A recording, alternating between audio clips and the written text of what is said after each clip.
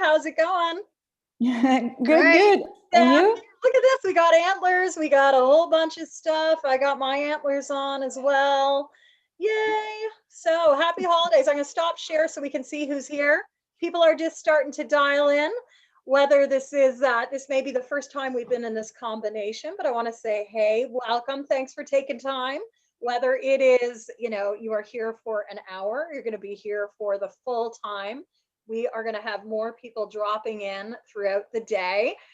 I'm recording this, so part of this will be chopped up and will go online. I feel a bit silly with these. I'll put these up here. I want to take you through a bit of a holiday exciting round. So would anyone like to just say hi and where you're calling in from, just so because some of you might be here for a few hours. So I'm going to start letting people in. I'm going to go to Leah. Leah, where are you phoning in from today?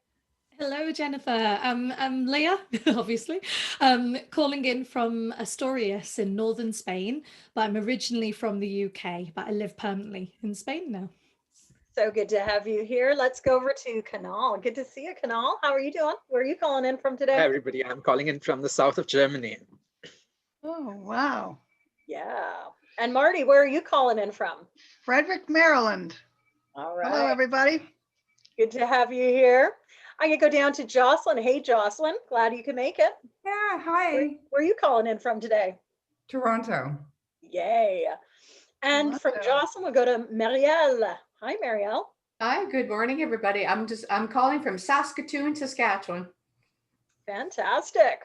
Next, going to go over to Kathy Vaughan. Hey, Kathy. Where are you today? Jennifer, how are you? I'm calling in from Nairobi, Kenya. Right, looking good today, Kathy. And Kathy, let's go up to we'll go up to Paola. Paola, where are you calling in from? Hello, Jennifer. Hello, everyone. I'm calling from Milan, Italy. All right, we've got Milan in the house. And from Paola, we'll go to Luisa. Hi, everybody. Hi, Jennifer. In Milan as well. All right. So there we go. And then I'm going to go from Luisa to Elisa. Hi, Elisa. Hello, everyone. From Milan. I see you from Milan. Oh. There we go. I love, you know me, I've always worked globally from Milan. I'm going to go over to Ade. Hi, Ade. Where are you calling in from this afternoon? Hello, everyone. I'm calling from Lagos, Nigeria. All right. Oh, Love this. And then we've got CJ. Hi, CJ. Thanks for joining us today. Would you like to let us know where you are in the world? I'm calling in from Hawaii. Hawaii. All right. Nice. And then I'm going to go up to Michelle. Hi, Michelle. Where are you calling in from today? Hello, everyone. I'm calling in from snowy British Columbia, Canada. Much cooler than Hawaii, and I'm envious.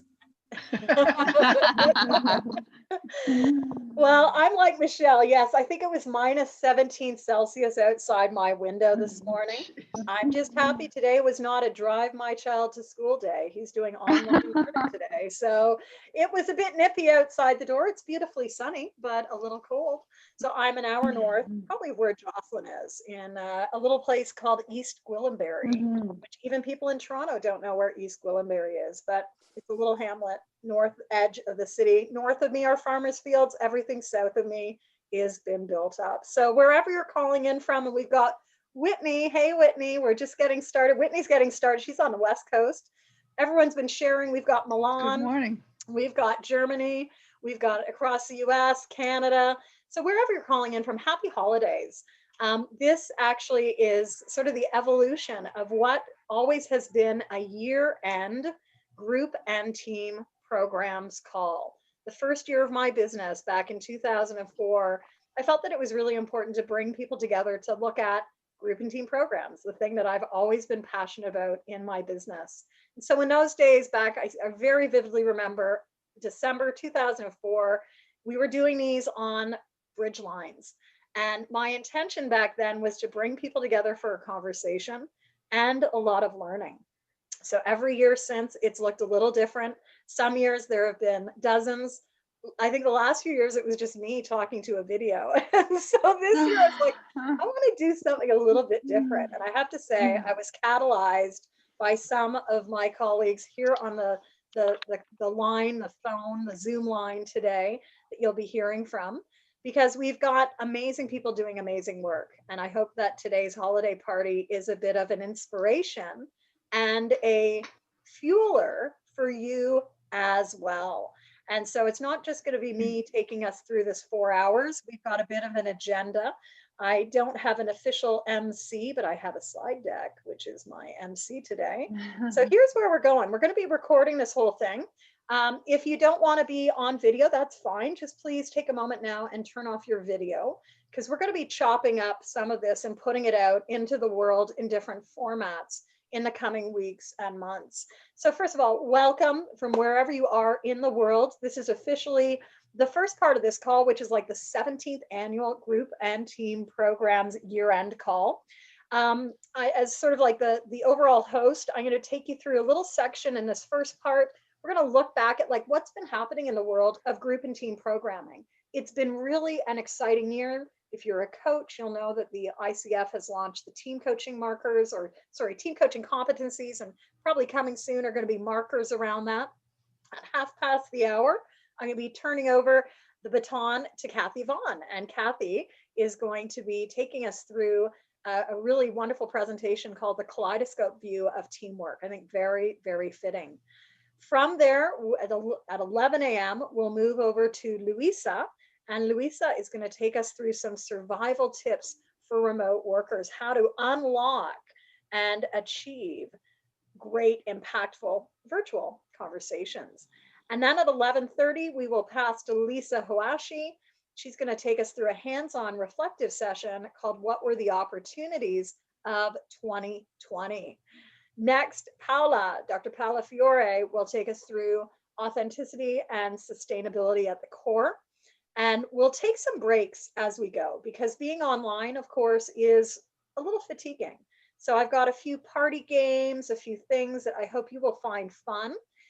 Please feel free to stand up, at any time, move around, because I know for many of you, it's getting later in the day as well, especially for those of you in Europe. So feel free if you need to turn off your video. At 12:30, Michelle Bastock, who is one of the PlanDoTrack virtual facilitators, she and I, along with Michelle Mullins and potentially one or two of the other virtual facilitators for PDT, we're going to talk and shift our gear to focus onto remote and digital productivity and teamwork. And we'll have about an hour helping you think about, like, what does productivity mean for you this year going forward? Hope that you'll leave with a bit of a sense of what's possible for your traction in the coming year. At 1:30, in our last half an hour, I'm going to do a formal future focus. Where might we be going with some of the trends in the upcoming year, whether we're working virtually, digitally, or online, or with groups, with teams, or with businesses. So I want to say thank you. Thank you for being here. We've done a bit of a, where are you calling in from? We heard it verbally, but I think for people who might be listening to this, otherwise, they might be interested in seeing where you are on the map. So if you are able and have access to your annotation, find where you are on the map. It's sort of interesting when we work with groups and teams. It's a really nice way to visually see where we are in the world. As we've heard, we've got people from Hawaii all the way to Nigeria, from Spain and Germany over to US and Canada. We've got Kathy as well in Africa. So please take a moment and just dot yourself on the map. If you're not familiar with annotation, you will see that at the top of your screen, close by where you're viewing Jennifer Britton's screen. I'll put my own little dot up here, down here somewhere, right there. All right. So regardless of where you're calling in from today, what I think is fascinating is we can be here having a party all together, some starting the day, some ending the day, and I hope that you'll all get some great value. My invite is, think about what you'd like to learn today, whether you're here for an hour or you're here for all 4 hours. What is that thing that you want to leave our conversation with? Take a moment, write that down. I'll invite you, actually, I don't have worksheets for today as I might normally do, that I would ask you to please take some notes around what you'd like to get out of this learning for yourself. Because investing time is, in today's world, I think, just as important as investing dollars. All right, if you'd like, take a screenshot, notice where we are. No one in Iceland or Greenland. I have to say, I was reflecting on this yesterday that I really would like to go to Greenland. In fact, my son said, Mom, when the planes are flying again, or when we're able to travel, can we please go to Iceland? And so maybe that's my 2021 trip. A little cool in my mind, but when else might I go to Iceland with my son? So we're going to go out, and I'm going to just actually stop my share because Zoom is doing some interesting things. There we go. I'd like you to just put in the chat for a moment. What is that one thing you want to take out of our time as we start to step into group and team programs, reflection? What is the one thing you'd like to get out of today? And I'd love for you to just share that in chat so that I have an indication of where we might take some of this conversation. So for Leah, it's gaining new insights in team and group coaching and to connect. For Luisa, it's about having some fun and sharing. For Whitney, a few new ideas for next year and what to try next. For Marielle, new ideas that will inspire me. Excellent. And I think there's a lot. So I've got some fun party things in just a minute, but let me jump in by starting to say, where have we been this year? Where are we? Given that this is now my 17th annual, I wish I had slides from my first few years of presentations. Again, those were just on the phone. They were not in this environment where I could share a presentation. But as I look back at what's been some of the themes, we've seen everything from virtual to remote, learning curves to connection, a thirst for live conversation, and also continued focus on the need for both taking action and getting into awareness. I'm going to take a moment to take us through some of these. I think a lot of these are things that you're doing each and every day. But one of the things is we really stepped into this world I've been so present and thinking about is what's going to help you stand out? Many of you know, and I think from looking around the room, many of you have joined me in recent months for the Stand Out Virtually challenges. And these are 5-day daily meetings or daily calls to help you get clear on who you are and how you want to stand out, similar to this yellow sort of paper mache airplane. The digital space, the virtual space is really full, and all of you are doing great work. And so what that means is we need to get even crisper or clearer on what our messaging is. This year, as we've really embraced this new world of work, whether we're working remotely, digitally, virtually, or online, I've also been brought into a lot of conversations saying, well, what do we call our work? And I've really been listening intently, especially in these last 2 to 3 months, as the languaging of the world and the business world continues to change. What I've found interesting is that the words around virtual keep coming back time and time again. And I don't just say that having been an author writing effective virtual conversations several years ago, but as many of you know, I love this term because it takes us back to the Latin word of virtus, or excellence, potency, and efficacy. And I'd like you to really think about what's going to help amplify your work as you go into 2021. My guess is it's about creating more excellence, more efficacy, and more amplification or potency. One of the things I did at the start of the pandemic was actually start doing a daily reading series. I don't know if any of you caught these, but if you head on over to effectivevirtualconversations.com, at the blog, every day I was doing a 5-minute author reading from EVC, from that book that you can see there. I don't have a copy with me, but I started at the start. I did not read the full 440 pages, but you can listen to days 1 through 66. And why I did it for so long. Thank you, Marty's got it there. Show it, Marty. Marty's got it there. Really, for some, it's become like the go-to resource to help, figure out where do you go. Marty, how do you use it in your work? Mostly just looking at it. I have never read it all the way through. I just look at different pages, and very, very helpful. And like any of my writing, if you're meeting me for the first time, look me up in Amazon, Jennifer J. Britton, and every book I've written, it's they are never books that you read cover to cover. They're hopefully interesting reference guides. But with virtual, right, we are in a big ecosystem from coaching conversations to parties. And I'd like you to think about how you can be amplifying your work in this next year and your impact. Part of that will take you into the world of remote work. Just quick show of hands, or actually it'll be easier, quick show in chat, who's doing remote work, okay? Or who supports those doing remote work. My guess is everyone on the call. So if you're supporting a client who works remotely, whether that's an individual, a team, or a group, just put remote in the chat and we'll see how many people are saying remote. Yep, me.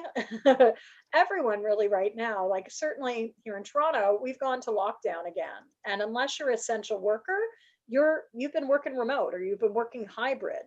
So what's interesting is, you know, I think most people have figured out how to work remote well, or at least how to maintain.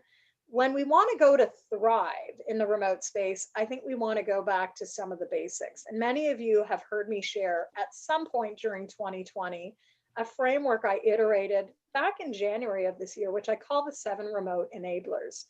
When we're working with any sort of remote individual, group, or team, these are 7 areas that really, like levers, can help us amplify, magnify our impact.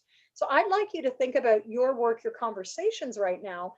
Are there some of these that would be more useful to look at, like helping your clients communicate better or collaborate better? Maybe thinking about how you're building community as an individual or a team. Maybe your focus is more around building things out consistently.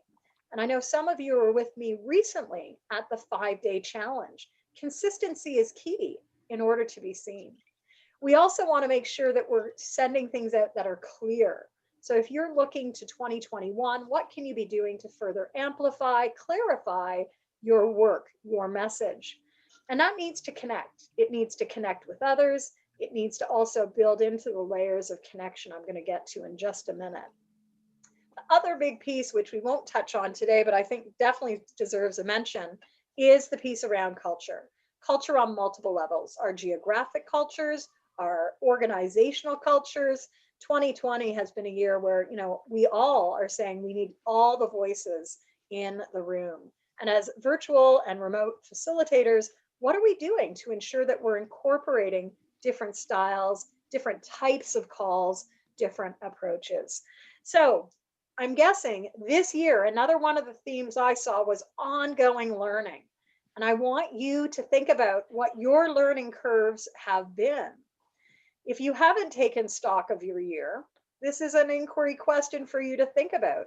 What are the things you're doing now that a year ago you weren't doing? What are the things that you're doing now that you never imagined you would be doing? And similar, I think, to this graphic, right? We sometimes find ourselves in a bit of a maze.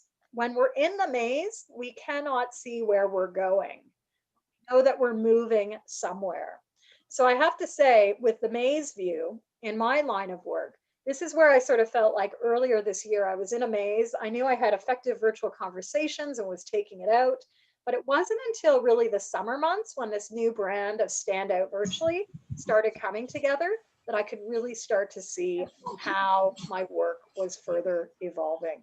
So my invite is, think about where you are in your own maze. Are you in one of the roads, which is a dead end? Or are you in a roadway where you can be seen? So welcome to those that are just diving in. We're talking a little bit about some of the themes of group and team programming. And while we may be in a learning curve, so might our clients as well. I would be remiss to not point to one other area, which is really the layers of connection. And in your work, think about how you're connecting people. A theme for 2020 is we want to connect in with others. And with connecting in with others, it's about building that trust. So you noticed I started off our call today, like, even where are you calling in from? If we don't feel connected, we're not going to listen. We're going to multitask. You've heard me also say how important it is as a coach for people to connect to you, to get to know you, to get to know your content, and to also connect with the context.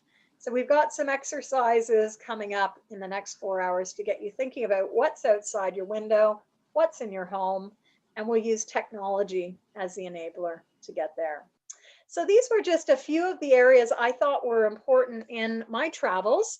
I want to say one of the fun things, and Ade's been with us in the last week for the standout virtually. I want to stop this because Ade was one of the people who had actually shared some feedback around her experience with the challenge. So Ade, the good news is, where are you? You won.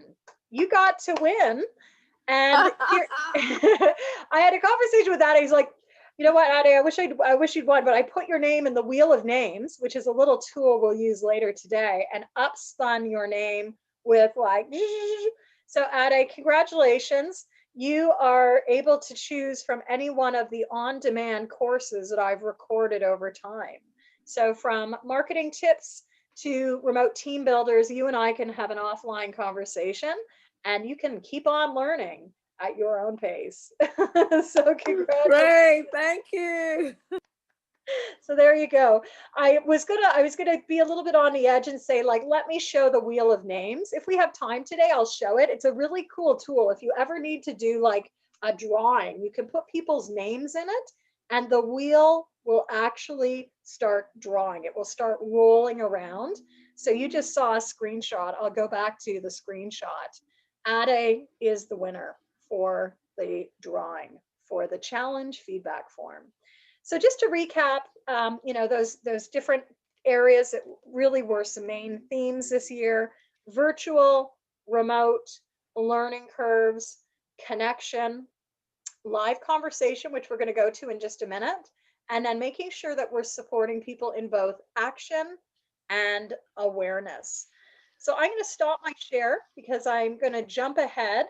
And when I jump ahead in our screen deck, I'm just going to give Kathy Vaughan, who's going to be taking over for me in about 5 minutes. Kathy, I'm wondering, do you need me to pull up your slides or do you want me to get you to be the host? Your call. You'll be the host? Okay, I'm going to pass to Kathy in just a moment. So with that in mind, want to take us to one little quick warm up because this is supposed to be a holiday party. Love to bring some voices in with all those ideas. What are the areas that you want to make sure you're building on next year? So is it virtual? Is it connection? Is it live conversation? What's the one area you want to build upon as you go forward into 2021? I'd love to have someone put up their hand and just say, here's what I'm committed to doing. What are you committed to doing, building upon in 2021?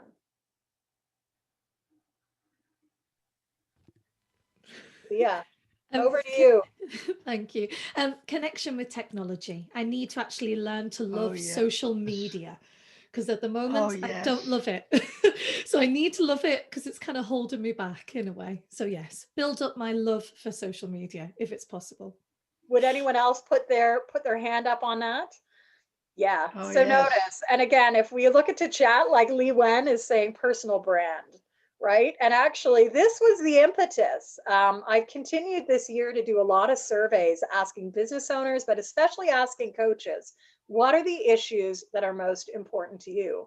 What was interesting and why I'd put Ade's name there is because I also wanted to share some of the feedback that I've received, not just through the challenge, but I did a survey a couple of months ago around what are the biggest challenges for you as a business owner. I thought it might be like, oh, having tools, having other, but you know what? It's continuing to be marketing and branding.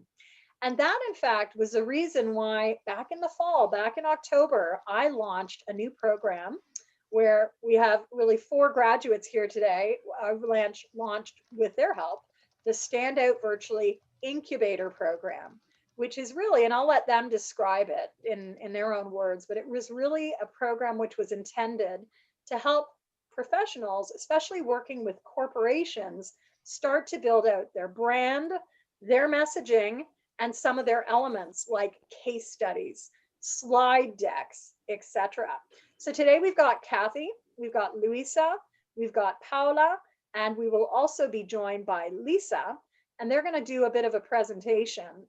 As part of the inaugural incubator group, we've spent like 8 weeks really looking at what is it in terms of your brand? How do you want to stand out in the virtual space. And I think we could all, myself included, continue to benefit from amplifying that, expanding it, etc. In fact, today I'm also going to announce a new 2021 program of a mastermind that I'm calling Amplify. It's going to be the Amplify virtually, because I'm so committed in my work to really helping people continue to move forward with what their work can look like in this space. So we're going to party on first. Kathy, do you need another minute, or are you good to go? Because I've got a little fun one that I do want to just share. Let me bring it up. And it's just a little bit of a, I'm going to jump ahead. It's just a little bit of a fun thing. As a young girl, I loved to really take time looking at word searches. So let's go to this word search here. This is one I made up for our Remote Pathways podcast. I want everyone to lean in, and I want you to look at the words that jump off the screen at you. Okay? So look at the words that are jumping off the screen. The words can go right to left, left to right, up and down, but there's about 20 words buried in this screen. I have to say, the first time I looked at it, the first word that jumped out at me was rage. I don't know if anyone else saw the rage, but then I saw projects.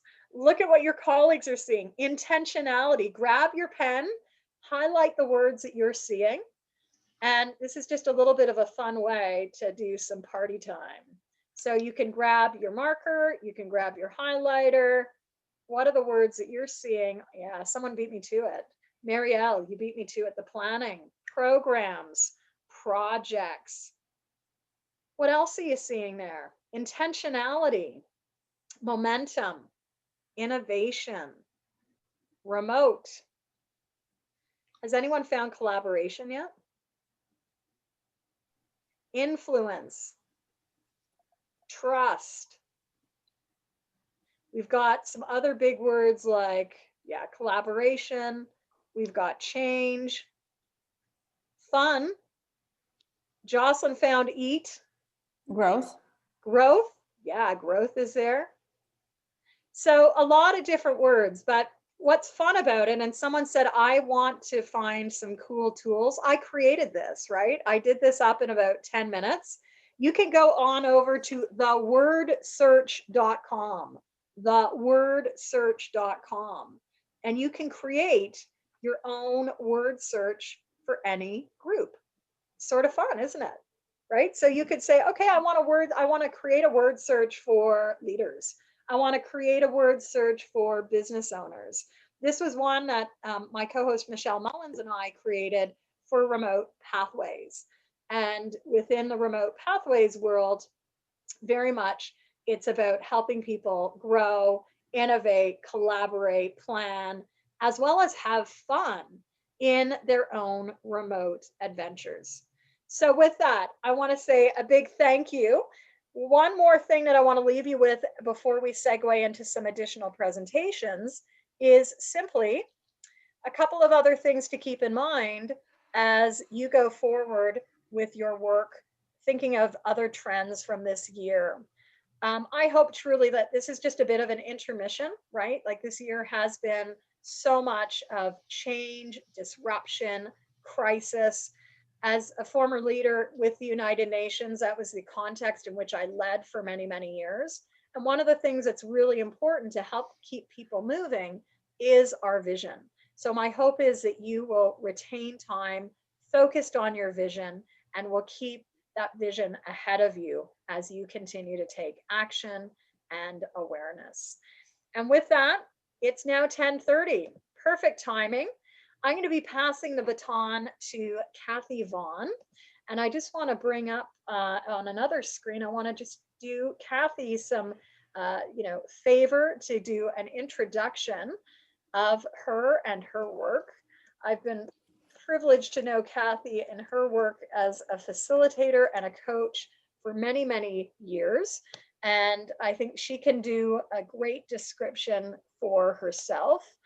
With that, she's going to talk about an area that certainly I know, Kathy, you're very passionate about, which is the kaleidoscope view of teams. And so first, I'm going to make sure that I've given her permission to share this. Kathy, I'm going to let you do an invite in terms of being able to, give a professional overview. And now you can share. So hopefully you're seeing that you've got shared slide ability. Kathy, what would you like us to know about you and your work right now as a coach and as a facilitator? Thanks, Jennifer. So good evening, good morning, everyone. I'm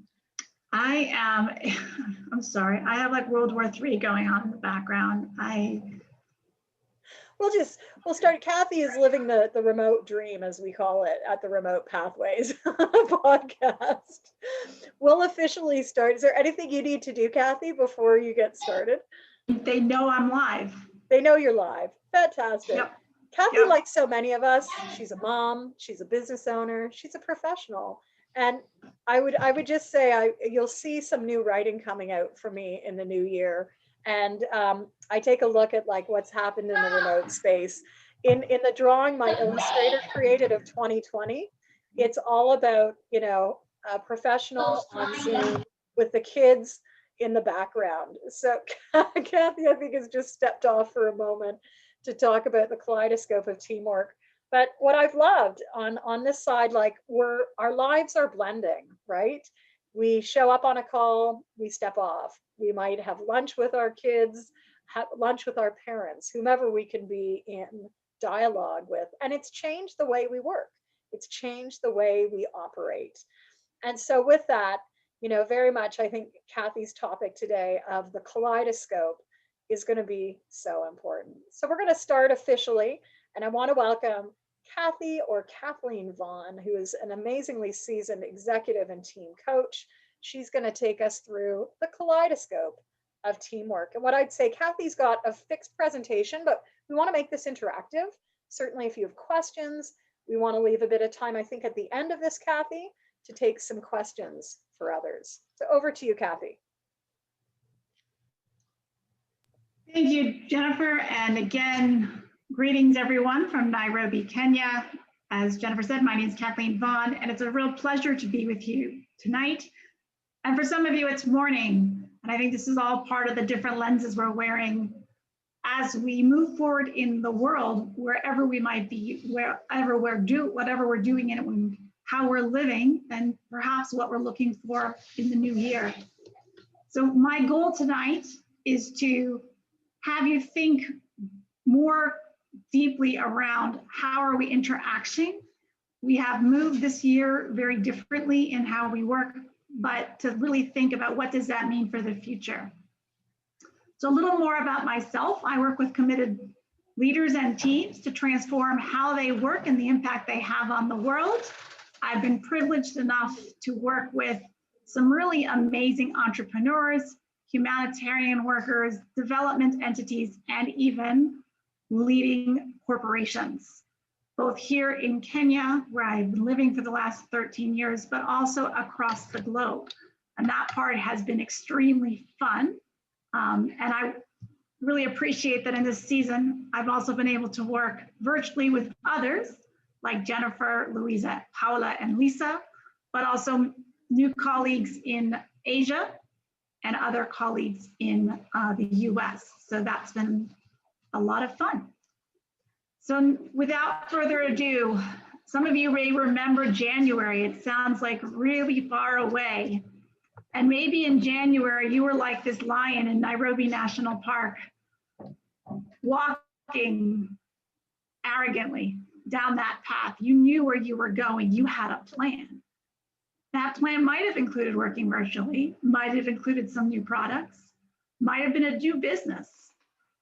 But like many of us, we ended up here, like this mother and child rhino in Nairobi National Park, in the mud, wallowing around, with the buildings behind us increasingly closing in on us. And that's where I want to start this jump off into the conversation about teamwork, not teams per se, but more about the work of teams and this concept of delivering through teams, whether they be intact teams, distributed teams, whether they are real teams, but this concept of teamwork. And so let's begin. So what are some of the challenges for teamwork?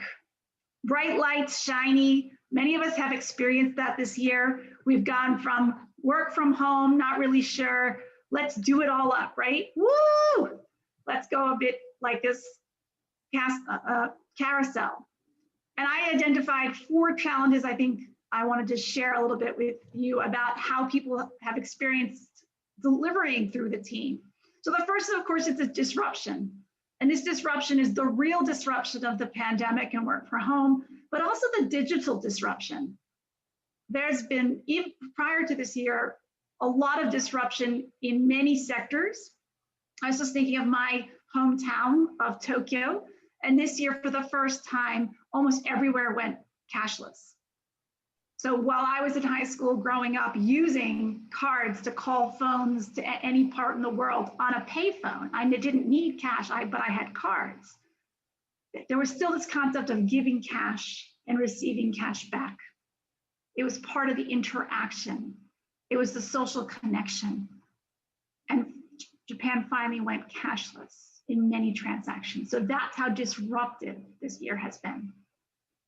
So there's just overall disruption for, on businesses and on digitalization and how we work.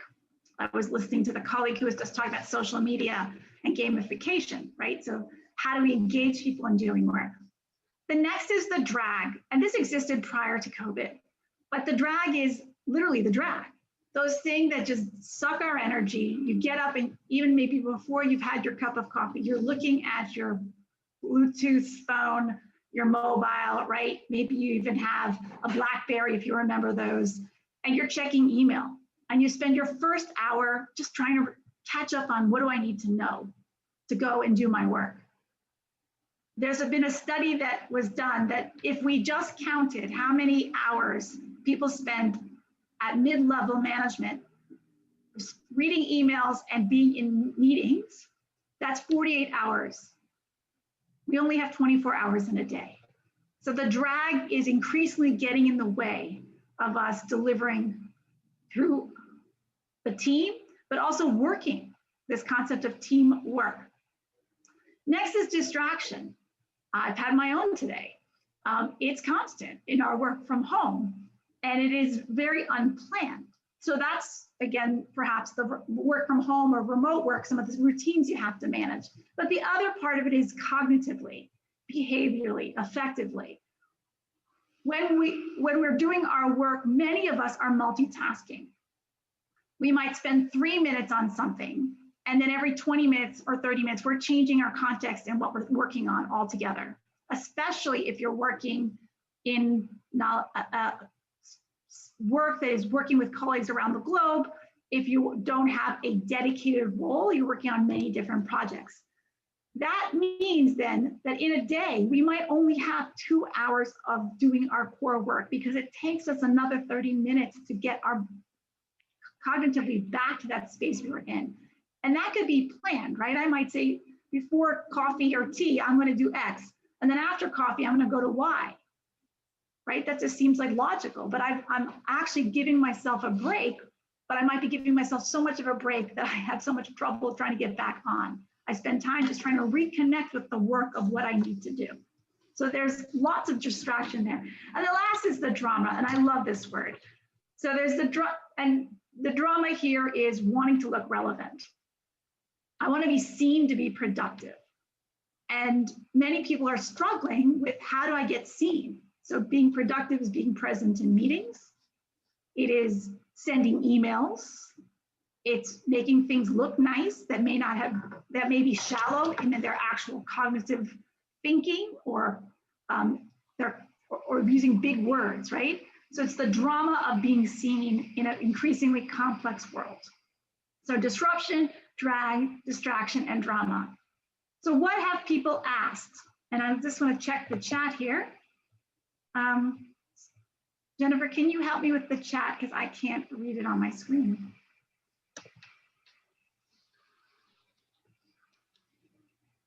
So the response in many ways this year has been, let's collaborate, right? Let's find collaborative tools. Let's use different platforms, whether it's Zoom, whether it's MS Teams. Some people are using Slack, other Trello, other Mural, lots of different collaboration spaces. But collaboration is good. And it makes us feel like little meerkats here. But there's another side to collaboration. Collaboration can be exhausting. We talk about Zoom fatigue. Being present in a meeting, talking for an hour while I'm also looking at a screen is exhausting.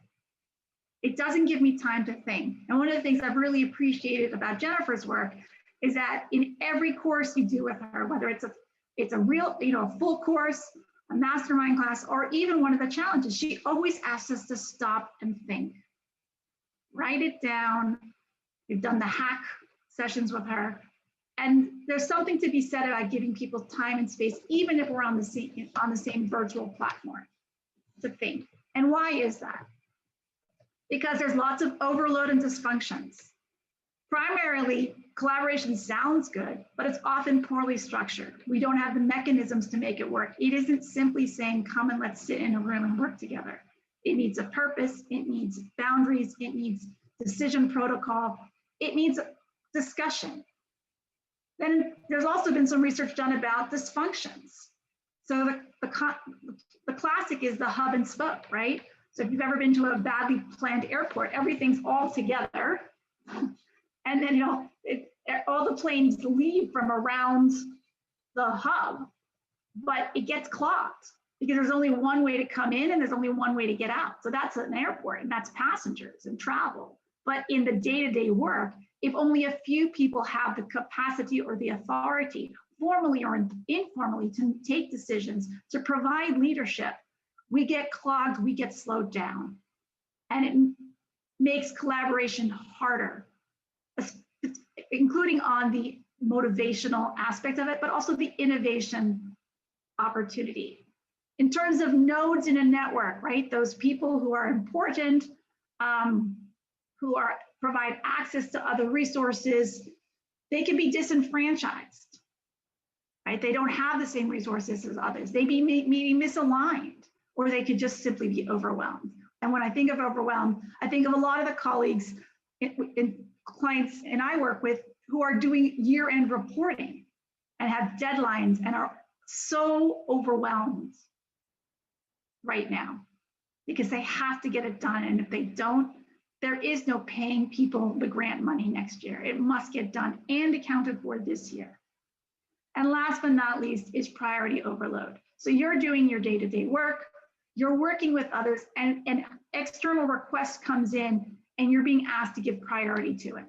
So there's the day-to-day working with others, and then there's the pieces that come in that you didn't plan for, you didn't know about. And now you're being asked to collaborate maybe across a silo or across a division or even externally. And again, just overwhelming. So collaboration is really good. It's a good mindset to have. How can we together achieve X? But it also can lead to overload and dysfunction. And many of us, like I said, sometimes just want to go to bed after some of these calls, right? It's well-intended, but poorly designed and exhausting. So we want to not just look at the teamwork from the lens of a microscope of trying to parse out what are all the components of what's working, what's not working, but looking at it more of as a kaleidoscope. And I want to offer this as a new metaphor. And I've offered two pictures here. So a kaleidoscope, if you are aware, is a tube that has often glass in it of different sizes and shapes, and sometimes even different textures. And as you twist it, you see different things. As you hold it up to the light, you may see light coming through the blue or the red. As you can see down below, I've offered an image that is only in blues, yet there's a lot of depth in that picture. So when a kaleidoscope is in motion, it mixes the pieces. And the offering here to the teamwork conversation is, what else can emerge if we look at the different ways that we come together in the work of the team or working together? every time we turn, there's new interactions, and focus and light gives us a new understanding of what that is. So it's how do the parts within the kaleidoscope relate to each other. They're constantly changing, producing fresh shapes and new patterns. And if you are able to tap into that inner child, it could even be fun at the same time. So what are the opportunities? It's really about interactions. Teamwork is all about interactions, but you need to be intentional in it. Work that was done on deep work talked about 4 different types. The first is giving people time to focus. That quiet time, dedicated time where I can really focus on something, get really into it. Maybe that's an hour every day so that I carve out that time. It's intentionally set. Sometimes even in budget and finance, sometimes they have things called sacred mornings where they don't see clients. So it's giving ourselves dedicated time so we can limit the type of interactions that we have. The next is, again, the collaborating interactions where we come and sit together. And maybe it is using something simple or interesting like liberating structures, 1, 2, 4, where I sit and I think for myself, then I go and talk to somebody else in pairs, and then my pair and another pair get together and we talk about the meaning and what we're learning. And then we come back to the big group. And there's a lot of interesting tools within liberating structures and methods that can help that. But again, collaborating on something. Then there's the learning, intentionally coming together to learn. So it's not just meeting, but we have a goal of learning about how to do something, learning about how we felt doing something, and learning about how can we take those insights and apply them elsewhere. So peer learning, cross-functional learning. And the last is connection. Especially now with the work from home or having a global workforce even, it is important to have intentional connection. And connection, not just in terms of social interaction, but think of all of the cognitive, the behavioral, the affective. It's also about, do I care for you? Right? Wellness, having regard and respect for others. So the humanity in our teamwork. And each of these is something you could track with your team, but it needs some discussion around what each of these mean for people. The other intentional piece that I think is very useful to consider is learning. And there's been a big push for learning by failing, right? Failing forward, failing fast. And if that's not shared, it's really individual learning. The opportunity, though, is like the zebra to connect all the dots, to connect all the lines and all the loops in that learning. So I'm learning about something, and I don't just focus on what I did well, what I didn't do well. I then intentionally share it with others, sometimes even my competitors. Some of the best innovation is coming out across what they call it competitive collaboration. So and the vaccine would be a very good example of that. I'm learning something, let me share that learning with someone else, even if they're my competitor, because it's going to move innovation further. So it's in the service of innovation. And looped learning. So again, learning about what is something, but then moving it from what is something to how did I feel about doing that? What do I need to do for myself? And finally, how do I apply those insights elsewhere? So another opportunity in the kaleidoscope is to create the headroom, stick your head up above the cloud, and you may end up like this giraffe, which is actually made out of repurposed flip-flops. And so if I'm really twisting and turning, I don't even know what I might see. This might be like those mysterious structures that are popping up in different parts of the world that nobody knows how they get there. So if you came across this giraffe in the middle of the Masai Mara, it could be part of that kaleidoscope, right? Putting all the pieces together, twisting it, and what do we see? What does that mean? What does that inspire in us? But that space has to be created. And if we don't, it makes it very hard to get out of our heads. and to work interdependently, but also to work in a way that moves the work forward and that we have a sense of autonomy, a sense of belonging, and a sense of direction. So I'd like to just stop there and see if there's any questions or comments.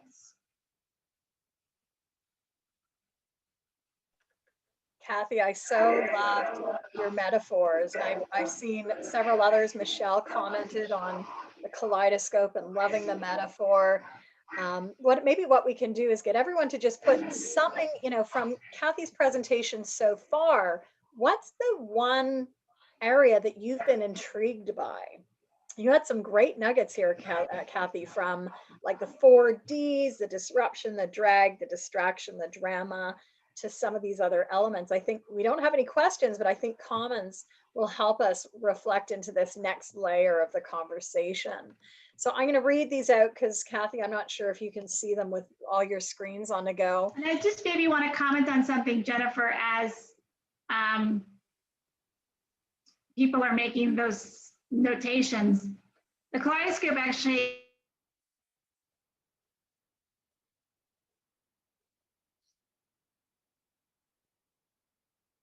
Oh, we lost you there, Kathy.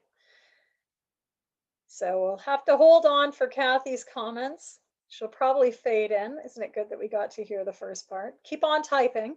Keep on typing. So as Kathy comes back in, and I'm glad that her connection stayed for the whole time. But notice kaleidoscope metaphor from Michelle B. Jocelyn, giving people space and time to think.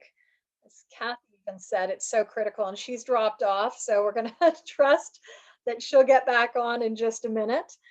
Marty says, love the lion and the rhino getting stuck in the mud. Is that how you felt this year, Marty, sometimes? Getting stuck in the mud? Yeah. Luisa said, intrigued by competitive collaboration. Yeah, and Luisa's going to talk in just a minute too, right? And I think for many of us, like, collaboration has always been important, but how do we collaborate for the common good? How do we ensure that we're harnessing the best talents?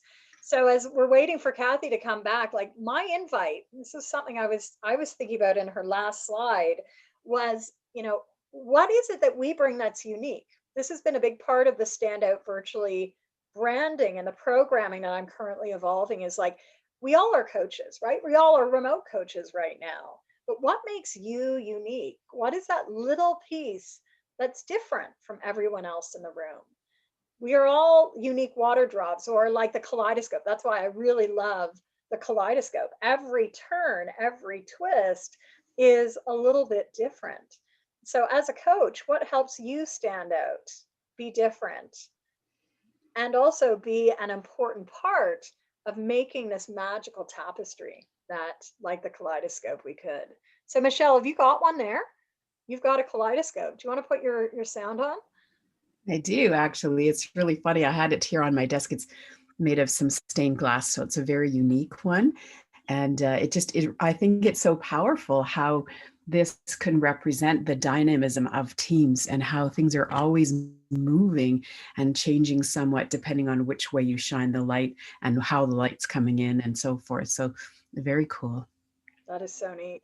So there's Kathy back right in time. So welcome back, Kathy. We were just going through the comments as you faded out, disruption in its finest form in today's world. And Michelle Bastock had just had a kaleidoscope on her desk and was showing it in stained glass as well, which is really cool. So Kathy, that's the beautiful part, Michelle, is that we can have the same parts inside, but then the outside could be so unique and different. And it's almost like collecting teacups or spoons, right? For people who travel. I don't think I've ever seen kaleidoscopes looking exactly the same. It's a very powerful metaphor. I love it. The moving parts, it's always changing and moving. Yeah. Chiek Ming had a statement as well. She says, a new perspective on kaleidoscope, how it twists into a new pattern, new ways. It is like a beautiful connection. And while you were offline for a minute, Luisa was also, she'd mentioned just how she's intrigued by the competitive collaboration, which I think also links to something CJ has said that connected for her, intentional interactions. So very much, you know, think about how you can leverage this. I'm going to let Kathy take us up. We've got about 4 or 5 more minutes, Kathy. And I don't know if you have another question for us. No real questions here other than how do you spell your name on LinkedIn? People want to connect with you. Where can they find you? Of course, this is the one slide that went down. So I also just want to think, I think I was trying to explain that part of what also intrigued me about this metaphor was that it also comes from conversations around diversity.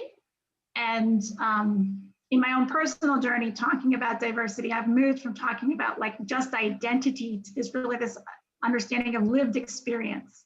So it's not about the what and the pieces of it, it's that lived experience and how we understand that, how we talk about that. And that aligns itself very nicely, I think, to teamwork, because there is no one form of team anymore. There are many different types of teams, and some teams are very temporary. Surge capacity, you know this work from the UN. There are people who are brought in on gig economies. You can talk about a film production. These are all different types of teams, and that it is about the interactions and how the interactions are going to move the work and ultimately the mission forward of the work.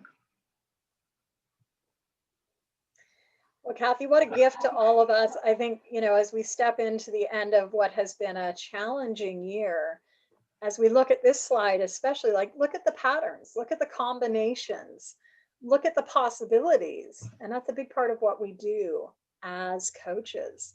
So as we go to wrap up your session, is there anything else that you want to leave us with? Any questions you'd like to leave us with to further think about, or invitations for action? Yeah, so I really want to encourage you to create that headroom. And there's a couple of articles you could read, one done just recently by Rob Cross out of the MIT Review around dysfunctions in collaboration. He writes a lot about collaboration overload, and I referred briefly to some of his insights. That it isn't just making people work together more. It really has to be intentional. And if we're going to be working virtually and digitally, how do we keep people engaged?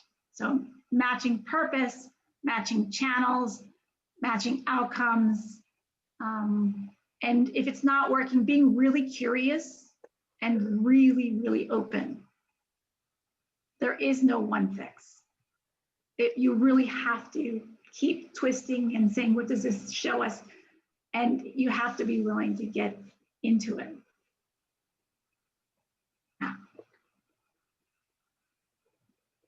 So thank you, everyone. I'm going to stop sharing my screen so Jennifer can come back online. And thank you for letting me do this. Well, thank you, Kathy. Bravo. I hope you can see our hand claps digitally, physically. Really, you know, a brilliant presentation. Again, you can reach out to Kathy. I think best channel is probably LinkedIn. Kathy, is that where people can find you? Under Kathleen Vaughan. And really want to take time to thank you, and also to acknowledge, like, Kathy was in fact one of the catalysts for this event today. She said to me weeks ago, about 6 weeks ago, like, hey, could we do like a LinkedIn Live? And I'm like, yeah, I'm up for that, right? Part of standing out virtually is like magnifying your presence. So we haven't done a LinkedIn Live, but this will be fed. We're going to chop up today's presentation, and part of this will be fed forward. Thank you, Kathy. You are such a catalyst in your own way. I think there's a catalytic function as well in the Kaleidoscope. So thank you for taking us through that. And we're going to just take a moment to stretch. I want to invite you to just stand up, stretch, maybe like move away from the screen. I was recently at a conference and they talk about the 20-20-20, like go for 20 minutes and then take 20 seconds to actually step away from at least, I don't know, 20 inches, 20 feet, whatever you want. But like, we need to move. We need to move as well. So with that, I think we are leaving the realm of Kathy Vaughan. And next up, we've got Luisa, correct? Yes, we've got Luisa. Yes. And Luisa, I'd love for you to introduce yourself. We're going to make sure that you've got, you're going to show your slides, correct? Yeah, I will. Okay, perfect. So Luisa's pretty ready. Are you ready to go? Do you need me to pull in a quick question for the group to consider as you get set up? Because I have some No, I holiday. think I'm fine. I just have to to see if I can get the magic wand from you and Yes. So you know what? You're going to be able to, you should be able to share your screen already. I had done multiple participants, so just make sure that you can share. Are you able to share right now? Yeah, I am. Yep. Okay, perfect. So feel free to bring that up. And as Luisa's doing that, I've got a quick holiday question. Let me ask you this. As we give Luisa a moment to just get prepped, here's a quick question for you. What's your favorite holiday food? Is there one thing at this time of the year that you love to indulge in? So we'd love, I think we've got global representation. What I've loved all my years of being either here in Canada or being abroad at Christmas is there's always some different food items. And so share with us in chat, if you don't mind, what's your favorite holiday food? Maybe it's a treat, maybe it's something. We've got some people just coming up with their immediate, like Whitney, Myrtle's mild ginger cookies. Whew, we only make at Christmas. That sounds good. Michelle, cabbage rolls. Leah, honey roasted parsnips and mince pies. Oh, that sounds so good. Honey roasted parsnips. Paola has mentioned tropical fruit. Adeanju is Christmas pudding or fruit cake. Yes, I have to say fruit cake, rum cake is a big favorite in my household, which is part Caribbean, as is something that gets started like weeks in advance on our stove, which is cook up, which is always ready for the end of the year, as well as another festive dish. But yeah, the fruit cakes are flying already with like 20-year-old rum to make them. Marty, pumpkin pie and ice cream. Luisa, polenta and gorgonzola. Panettone for Chickming. Liwan is saying sweet rice cake. Leah, and a sneaky glass of sherry. Well, whatever you enjoy indulging in, I hope that this year you'll be able to imbibe in that. We are just at a minute or two after the top of the hour, and I am wonderfully happy to present to you Luisa Ferrario, who's going to talk to us today on survival tips for remote leaders, how to unlock and activate impactful conversations. So Luisa, we're all yours. Please take us away. Thank you, Jennifer, and thank you everybody for being here. Can you see my slides? Okay, good. Yes. So first of all, I would like to make an applause to all of us for not just for being here, but for being here after all this year, after all we went through during this year. So it took us a lot of courage and a lot of resilience and a lot of hope and a lot of trust in the future and in our capabilities in order to overcome all the things that we have been through. So said that, I'm very, very pleased to make this a brief journey together with you about those survival tips for all of us that are remote leaders in a way or in another, and also for those remote leaders that we are serving as coaches or as facilitators and so on. And so just to introduce myself, I was born and raised in Italy, and now I live abroad. I live in Europe. And just for this part of the year, I am again in Milano because I came here to see my family. So as far as my different hats different professional hats. I am a strategic and leadership business partner to C-suites and entrepreneurs and C-level teams, and a mentor and trusted advisor to leaders of international organizations, Fortune 500 companies, and UN agencies. I have been the director of an international executive coaching academy for managers and leaders. I am a global entrepreneur and a startupper, and I am a published co-author of books on coaching and impactful communications. Said that, the thing that I would like to talk to you about today is this, let's say, quick and smart method that is a strategy that can help us and our leaders to align mindset, skill set, and action set. That are three assets, very, very important in order to be able to cope with remote work, especially with remote work. Always, but especially with remote work. So this is a representation of my journey as a leader.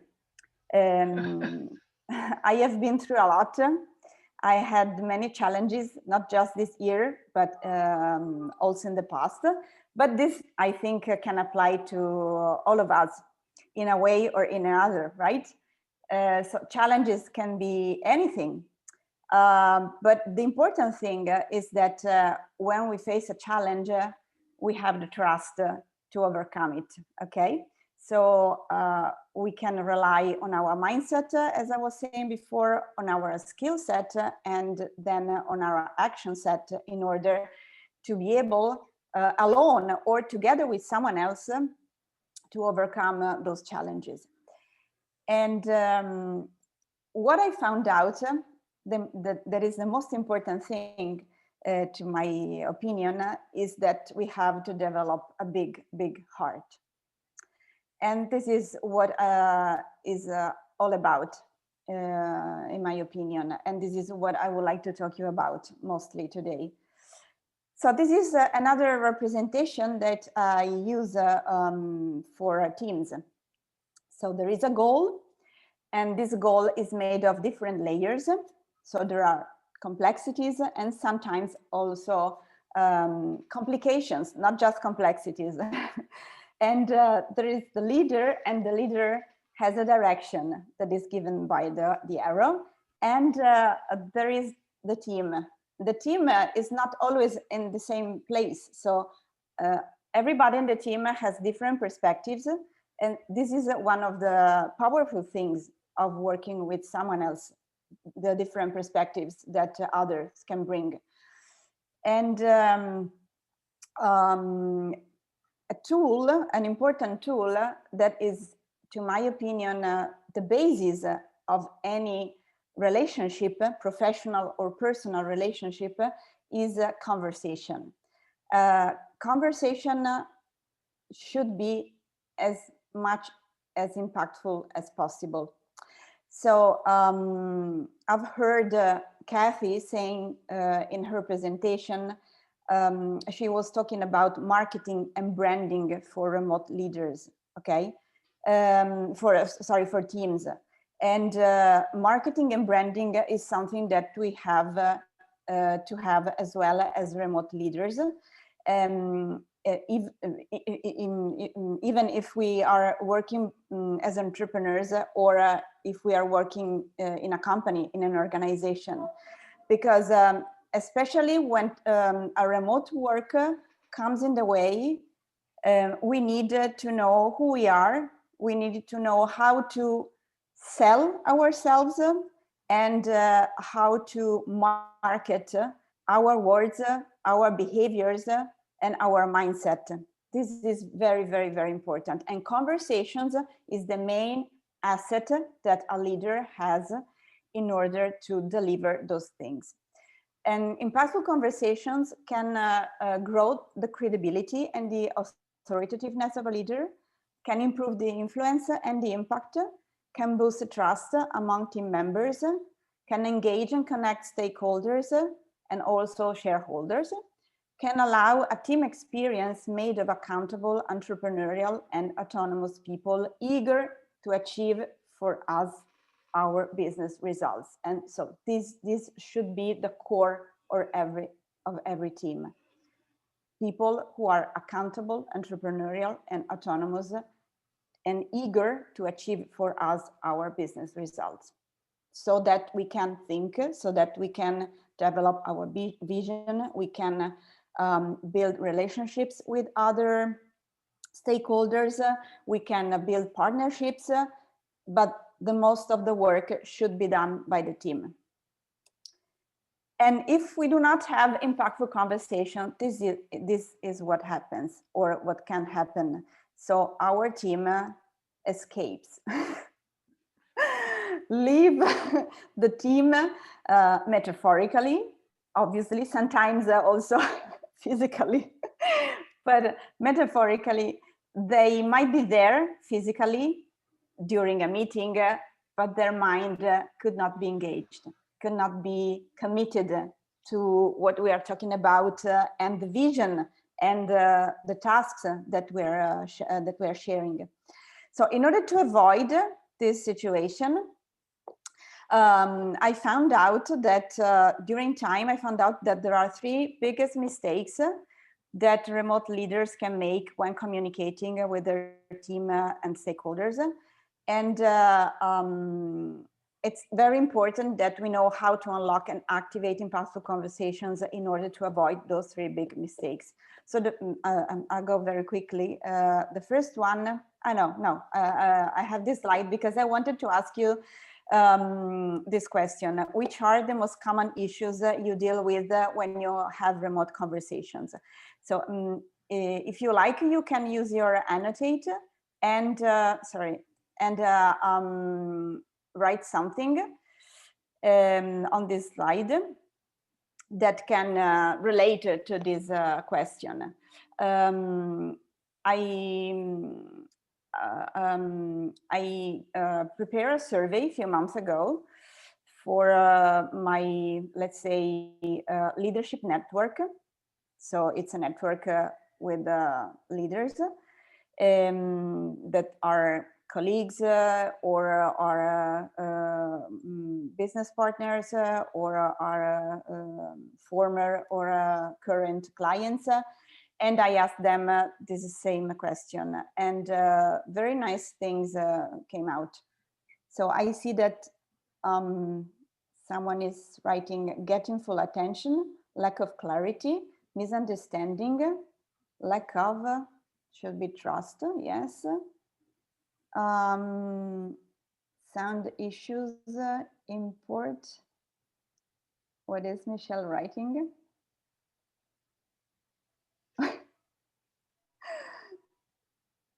Okay, Michelle, can you please write in chat? Then conflict, lack of clarity, misinterpreting the message, talking over one another. Yeah, all those things are things that happen and are common issues, right? You're right. And I also, lack of focus. I also found out other things. That is the next slide. And some of these things, what is it? Are quite unexpected. There is time sucking communications, focus sucking communications, energy sucking communication, distrust, as someone wrote, but also the egoic power versus the personal power. So some leaders still use the egoic power versus the personal power, even when working remote. That is something that I can't really get, but anyway, not enough time and endless meeting, seeking for consensus. That is another thing that you can't really look for when working remotely. I mean, the mindset, this is probably something that will change in the next years, but a mindset of seeking for consensus is something that really is anachronistic. Frustration, fears, and emotional blocks, and because people feel alone, feel apart one from another. And also diminishing others. That is something, again, that is related to the old energy of working and of leading, but sometimes it is still there, even when working remotely. And useless and boring communications. And I would also say useless and boring meetings, because sometimes they are still like that, and ineffective messages. So this is something that I found out. And the three big mistakes I was talking about are, sorry, I have my thing. Okay, communicate to team and to stakeholders. So this is not something that really works. So conversations are about with, not about to.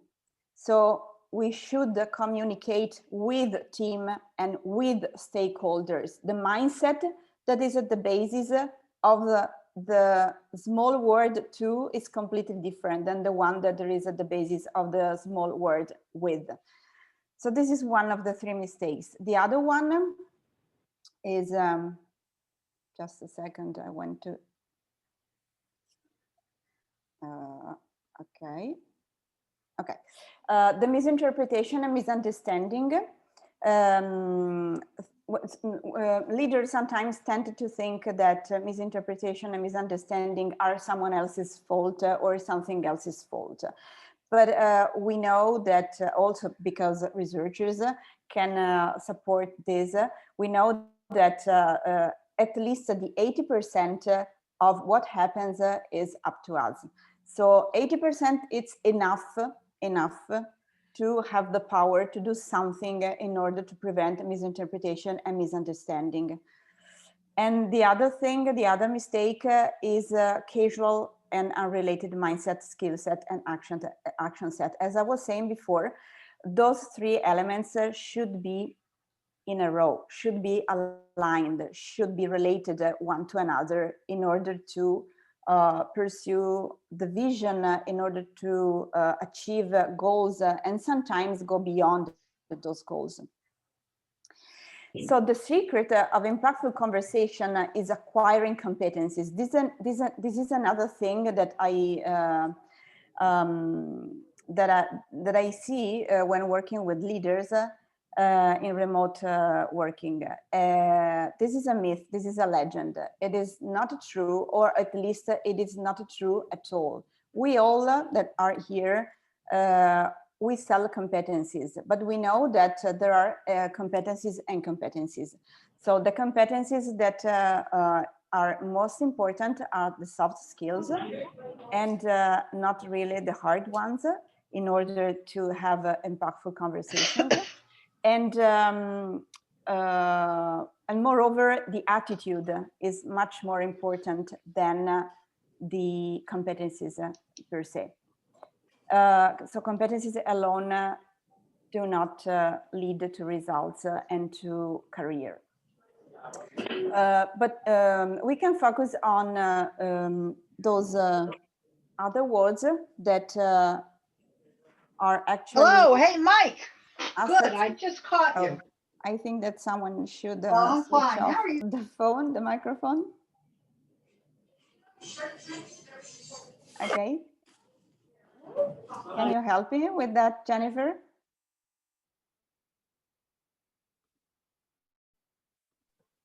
I think you're good now. Okay. All covered. So impactful conversations, in order to lead to business results and career, need to have a humanity, commitment, strategy, attention, accountability, and awareness. I think that for each of us, those words can have a different impact or a different meaning or a different importance. For me, for instance, strategy is the most important one, because strategy in a way leads all the other attitudes, the humanity, the commitment, the attention, the accountability, and the awareness. And said that, I should have another slide. Yeah, here we are with the Switch Express method.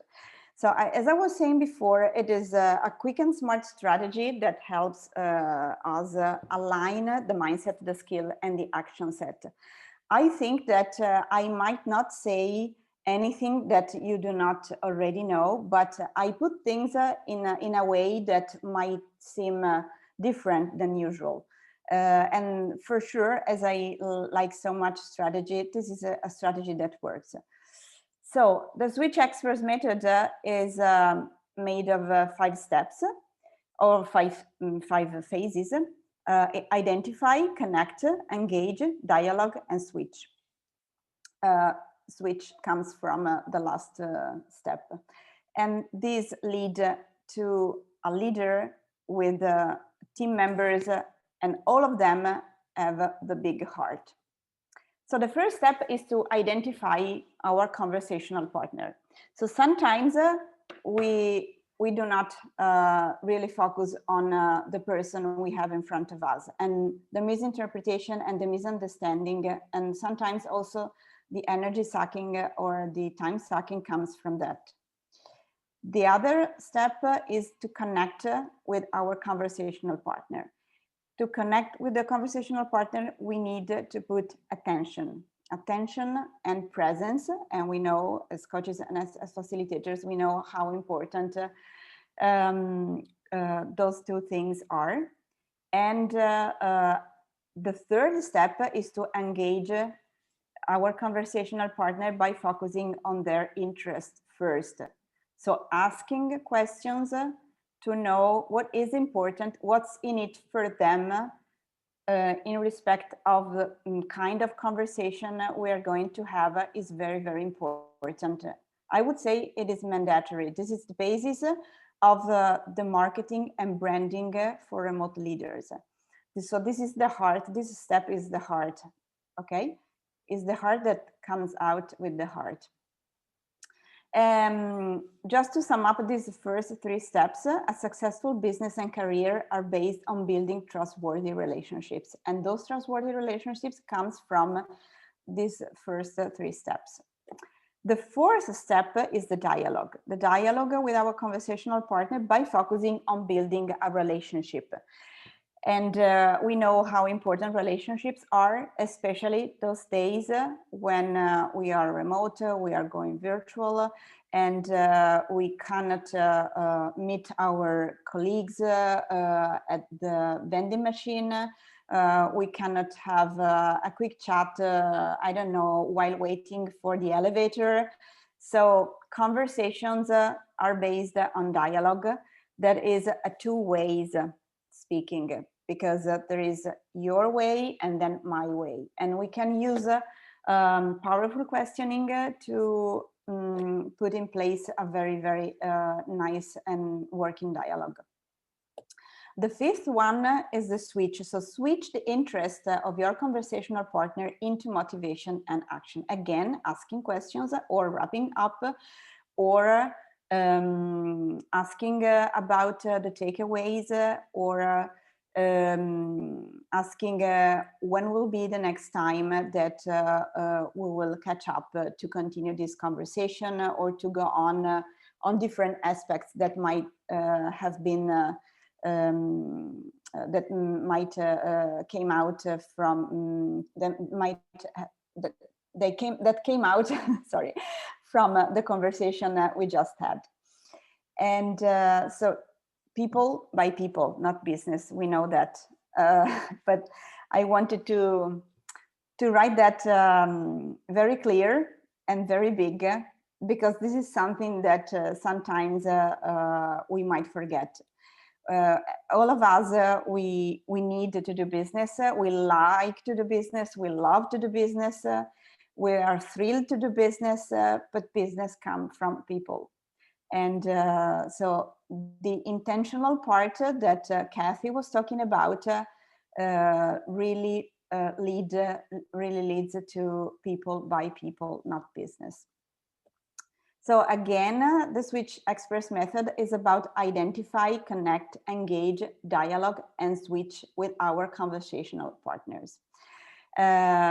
this is why after this small strategy, we can have a new scenario in our team, and we as leader can have a bigger heart, and this heart can support impactful conversations, critical conversations, discomforting conversations, but nothing is impossible when we bring a big heart into a team. I just wanted to give you also this brief example of a different mindset that where we can come from, or where can leader come from. So the first one, how can I utilize you, is obviously more, how can I say, top down. You are always down, I am always up, I am right, you are wrong. So in a way, I want to use your time. This might be a belief that that is under the surface of a leader's behaviors or words. I want to use your time. I want to take advantage of your availability. I want to use your skills to my own advantage.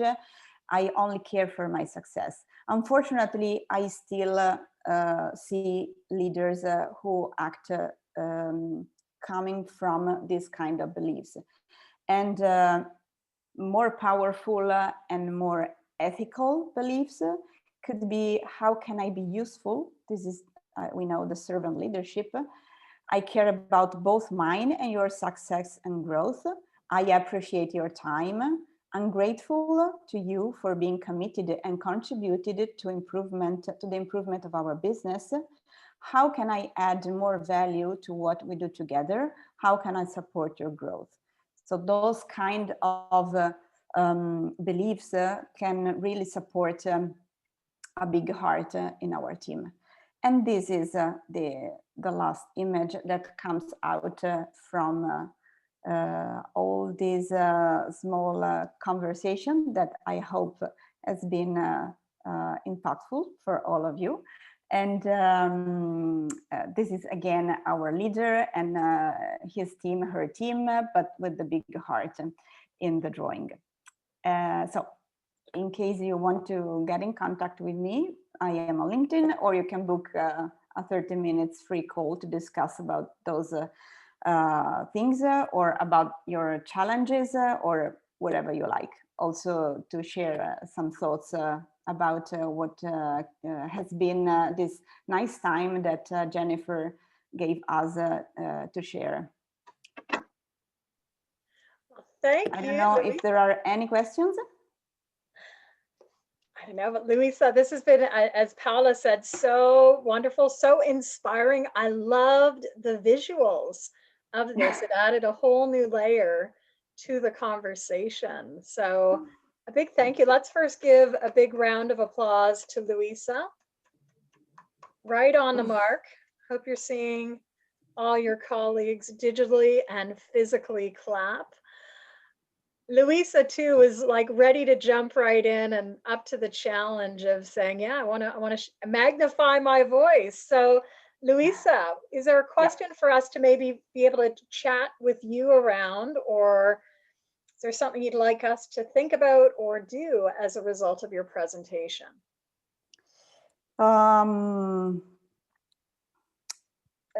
Yeah, it could be to draw your heart and stick it on your sweater or on your whatever you are wearing. Maybe not now, but next time that you meet a leader, especially a remote one. I love that. These are so powerful. And is this part of your writing? I know you're a writer as well. So are these part of a book that you've done, or was it just specifically for this presentation? Because very powerful. This is specifically for this presentation that comes from an online course on impactful conversations that I put together last year, And so I wanted to share with you something that I know works. And especially this year, as I was saying before, has been so unusual and full of opportunities, but also full of challenges. And I think that a big heart is never enough. But it goes a long way. Absolutely. Well, again, a big thank you. And what a beautiful segue to our next person. And that is Luisa Hoashi. And one thing I'm just going to ask Luisa, do you need a minute to get organized? You should be able to share your screen because I have a holiday trivia question. We just chatted around what is your favorite holiday food? But here's another question. Whatever holiday you actually celebrate at this time of year, what's your favorite family routine? Is there something that you do as a family unit that is typical of your family or yourself on that special holiday day? For us, we like to actually get up early in my household and sort of attack the tree, have something to eat mid-morning, and then we usually drive. We won't be doing this year, but we've always driven north, right? To be years ago when I was little, it was to my grandmother's farm, which actually is only about 20 minutes from where I live now, but it used to be an hour plus away. In recent years, it's been to my cousin, who is also an hour drive. And there we would sit down around big and small tables. You know, the older I got moved from the kids' table to the adult table. And now the adult table has gone from like many, many folks down to like about 5 of us. The kids' table has grown. I no longer am allowed at the kids' table, but it's these little family traditions that, you know, at a time of year like us, we're here in Canada, or at least here in this part of Canada, we're being encouraged to stay at home. It's gonna be lonely, you know, but I hope that you'll think about this and this virtual community that we're forming today. I want to thank all of you for your time. I just want to say a couple of things before I forget. So number one, some of you know that there's going to be a virtual swag bag that will come out to you tomorrow. And if you haven't signed up for it, it'll just be one email. I'm going to go see, I put it in a chat a minute ago. You'll see it up in the chat. You can go to https:/bit.ly/year-end party 20. I'll put that back in the chat. But most of the people who are speaking today, as well as myself, have either like, you know, an ebook, a resource, a free conversation. You know, we're all coaches, but we don't always get our own coaching. So I'd say take up the offer, meet a new coach. And with that, I'm going to keep to time, and I want to welcome Lisa H. We had Luisa, now we're going to Lisa and Lisa. I've been having everyone just introduce themselves because I can't open my email while we're on this. So over to you. And you're going to take us through a great session. Do we need anything for this session? Would it be useful for us? Well, actually, I was just going to say, I don't know how long people have been sitting, but I don't know if we want to do a quick stretch before we get started. Yeah, let's do a quick stretch if you want to get up. I invite you to get up because I know how it is to sit in front of the screen. So go ahead and get up if you like. Stretch his arms out above. Get a lean to the side. Maybe move your legs a little bit. They've been sitting a long time. Yeah, bend over if you need to. All right. Get some movement. Yeah, my hips get really tired of sitting. All right, you guys. Well, I'm going to share my screen as you guys get settled back in. So, can everyone see my screen? Let me make this bigger. Is that good? Can you guys see? Perfect. Yeah? Okay. All right. So today I really wanted to talk about what were the opportunities of 2020. So I'm Luisa Hoashi. I am based in rural Spain and northeastern Spain in Catalonia. I'm originally from Portland, Oregon, and I am a coach that really works with people to help them connect their work with their larger purpose in life so that they really experience more joy, more fulfillment, and more impact. And I do a variety of coaching one-on-one with groups and with businesses as well. So today I wanted to talk about the opportunities of 2020. And I wanted to do that not to kind of put like a rosy coachy sort of a slant on 2020, because it has been a really difficult year. And I first just want to really acknowledge like the amount of struggle and difficulty that people have had in this year. And for all of you, if you are also coaches, you also have probably seen that like in your own life, in your families, in your communities, and also in the people that you're really trying to support. Like there's been so much difficulty and struggle in this year, and I don't at all want to minimize that. I do think that if 2020 has shown us anything, it's that that the lesson is that it is around resilience, and that if we are really going to kind of survive this situation and to move forward, then we do need to kind of focus and be forward thinking to think about, okay, everything's really shifted and changed. So what can we make of this? Like what new things do we need to make? How do we need to change our thinking or how we're approaching things? And I did see that in 2020, I saw some trends and I saw some opportunities that I just wanted to share from my own perspective as a coach, in the hope that it might kind of trigger some insights for you and some thinking and reflection for you as well as you kind of think back over your year. And so in our session today, what I'd really like to do is just share kind of 3 kind of key opportunities or moments that I saw in 2020, trends, and then offer you some space to do some individual reflection. And also to, if we have time, I'd really like to do some breakout groups so you can share some of those reflections with the other people in the room. So let's just dive on into that. And so the first trend that I really saw was, we're going to start in chronological order. So number 1 is everyone is at home and online. So, in mid-March, we really saw like the pandemic lockdowns and the shelter in place. And for me, for example, I'm working remotely. I've done this for 6 years from a farm in Catalonia.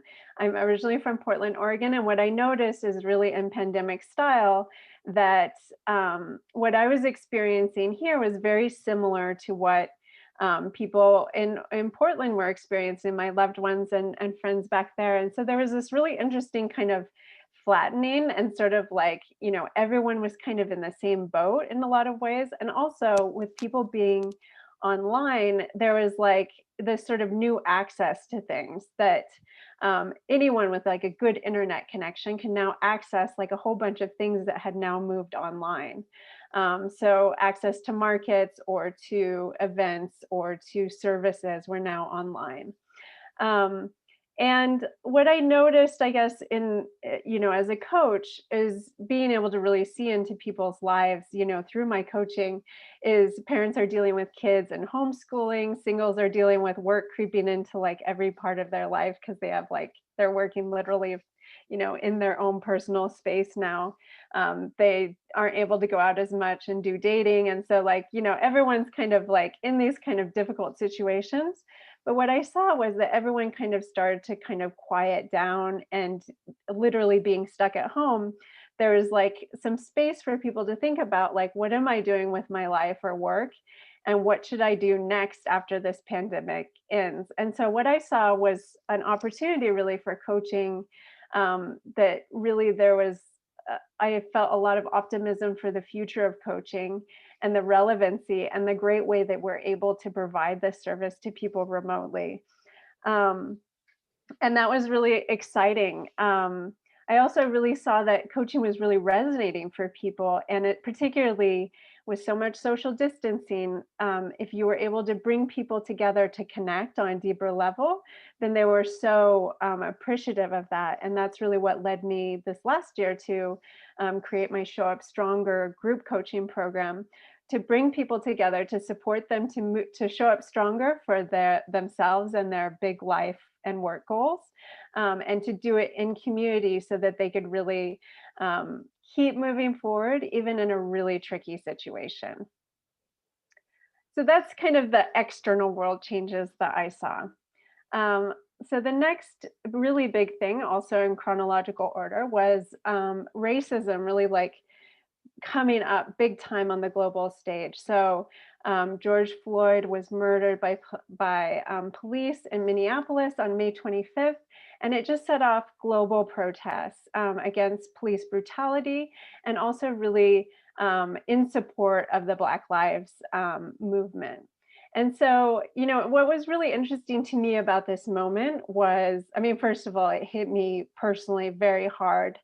I am biracial, both from a white ancestry and also from a Japanese ancestry. And this topic was really important to me. And I really saw in my own life that I need to do more proactively to really be addressing racism, both within myself and also in my family and my community, and also through my business. And so it was really interesting to see, you know, we're all at home, we're taking in sort of all these events, and, you know, social media really amplified voices around this event. And what I saw was like so many companies rushing to take a position, and people starting to kind of go past this idea that politics can't mix with business, and the sort of realization, I think, that we do need to take a stand on the things that really are about our values. And it's not just such a hard line between politics and business, which I think has gotten blurred quite a bit this year. I mean, I also saw it around the elections in the United States. And so anyway, something that really kind of came of this for me personally was that I created a group that would like help me personally go through my anti-racist work. And I also really found a coach that was able to help me to kind of think about how to bring more diversity and inclusion into my business. And I've been able to see that the impact of doing this work really deepens my impact. And is also like, has been really deeply fulfilling to me as well. Like this work, anti-racism work, is not comfortable or pleasant, or it's often very difficult and can be really overwhelming as well. But what I have found is that like the moments that have been sort of the most fulfilling this year for me has been around this topic, and the changes that I've seen take place inside of me and my perspective about how to bring this to my business. I do also just want to note that I noticed like a disappointing reaction, I would say, in the coaching industry and among like coaching institutions on this topic. And I think we have a long way to go in this space, because coaching is really about creating safe spaces for people. And we really need to know how to do that for all people. And we also, coaching is about transformation, and anti-racist work is also about transformation and making things better for individuals, for communities, and for our society. So that was a big, big opportunity that I think is a super important one this year. The other one that I saw is around just, again, kind of going along timeline, fall and winter, the long haul. So at this point, everyone's kind of like, you know, things aren't getting better with COVID. We're still at home. We're still online all the time. And what I think is really starting to come to the forefront, what I noticed in my clients' lives in particular, was that my clients had, you know, all the interest in coaching, and yet they were having more and more problems actually getting stuff done in such a online, nonstop news, addicted to media, addicted to social media, always on the smartphone, like really a lot of difficulties with productivity. So they were like having a lot of difficulty like actually making progress on their goals. And so that started getting me thinking and thinking more about how can I really support these clients to create the space, to create the good habits, to really support them to move forward on their goals. And I found a few different things. One is an online co-working space called Cave Day that you can kind of sign up for, and you can join online co-working spaces every day to kind of go into deeper focused work. And then there are two books that really made a difference for me. One is Atomic Habits by James Clear, and the other one is Digital Minimalism, that's by Cal Newport. So these are really about thinking about like, okay, this is kind of our world going forward. And so how are we really going to keep going how are we going to like adapt and find ways of sort of moving forward with what's important to us, even within this situation. So these are my 3 opportunities, and I want to give all of you now a chance to think about the opportunities that you saw in your own world and work in 2020. So what I'm going to do is I'm going to ask you 3 questions, and I'm going to give you about a minute time to reflect on these. So grab a piece of paper, whatever you like to write on, and I will let you tackle this first question. So I'm going to set the timer now for you. Go ahead.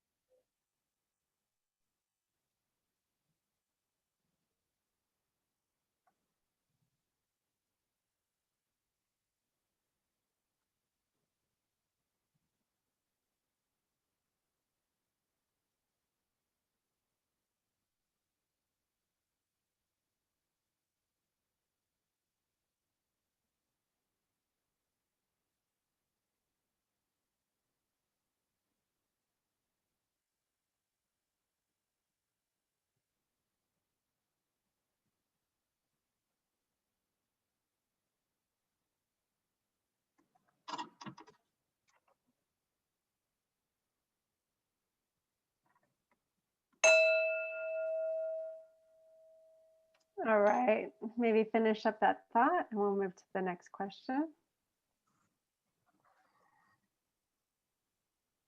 All right, question number 2. What has piqued your interest lately in terms of trends that you're seeing, ideas, people, businesses, or groups? This is just a place to record those things that are just kind of piquing your curiosity or that is catching your attention. I'll give you another minute for that one.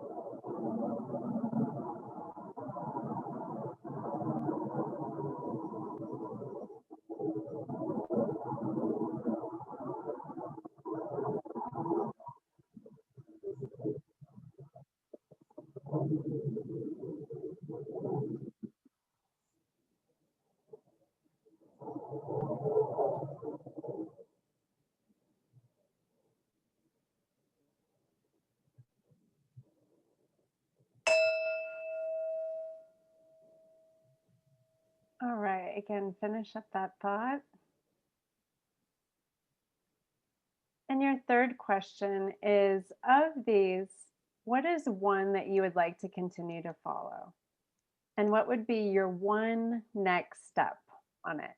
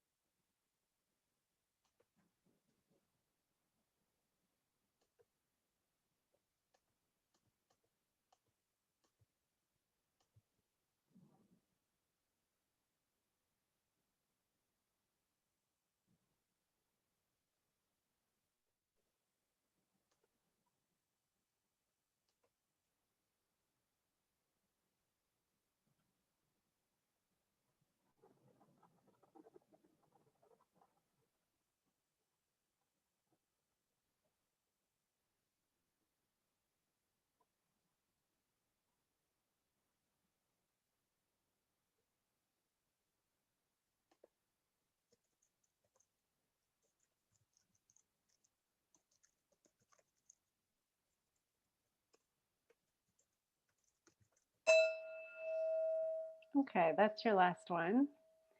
And now I am going to ask Jennifer, if she wouldn't mind, creating our breakout groups for us. And we'll have a few minutes to talk a little bit more. I'll give you, let's see, it looks like we could have, yeah, a 7-minute breakout group. Sounds good. So Lisa, the breakout rooms are available. You're going to have 1 or 2 other people, and we'll bring you back, yeah, maybe 6-7 minutes. Any other instructions you want to leave for us? Do we just talk about the questions, Lisa? Or yeah, what would you really, like it's to this do? last question I think is a good one to focus on. Is just of these opportunities that you kind of see, or these things that are piquing your interest or trends, what's one you'd like to continue to kind of pursue or develop for yourself, and what would be your next step for that? All right, so the breakout rooms are now open. You can accept it, and we'll see you back in here in about 6 minutes. Enjoy your conversation.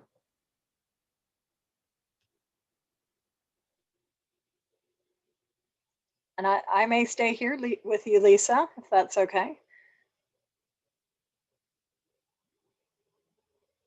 All right, who's still here? We've got Marty, Ade, Titilayo. All right, I'll stay here in the main room.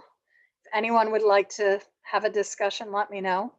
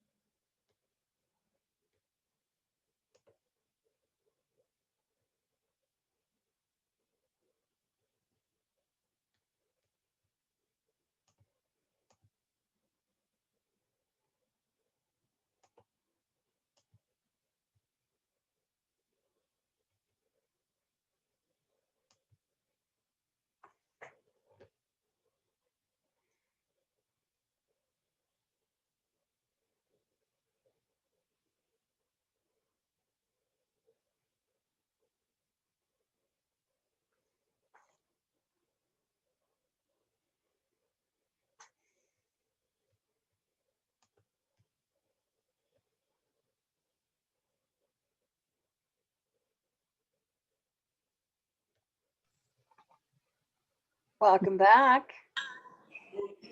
All right, so some people will have about 30 more seconds. I hated to bring them back, Lisa. Was it a good conversation in your room? We had a nice conversation. Yeah, it was really great. That's great. Fantastic. I think everyone's happy, right? Once you get a chance to go to breakout, it's like, yeah. That It's like human a connection element again, you know. It's sort of that mid-party like sizzler. Woo! So welcome back. Welcome back. Who enjoyed their breakout conversation? Yes. See, every time we give people the chance to have a breakout and connect, it's like, yes, how awesome. So I'm going to pass it back to you, Lisa. You've got a few more minutes to go, and then we'll be hearing from Paola. So bring us home, Lisa. Sure. Yeah, I just wanted to, well, thank you all for being a part of this. I did really enjoy chatting with my group in the breakout group. I think, you know, I was just talking with a client today about just trying to go, you know, move forward with goals and things, priorities that were important to him. And I think that there's so much life for us when we're able to create things and to move forward with interests and passions. And I think that that's such an important part of figuring out how to handle this situation, is how to deal with what's actually going on for us and all the tough parts, but also to how we can make space to create things and to pursue the things that like really light us up. That's going to be key to feeding us and keeping us going strong through it. So I just want to thank you all for participating. If you'd like to continue the conversation with me in any way, I will also drop in my link if you want to connect by video conferencing sometime later.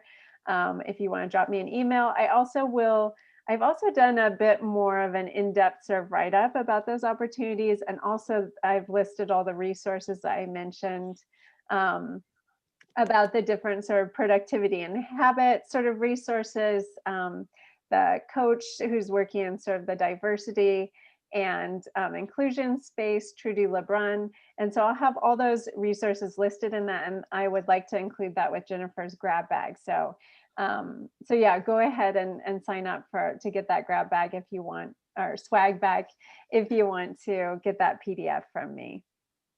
Oh, thank But you. really enjoyed making the connection with you all today.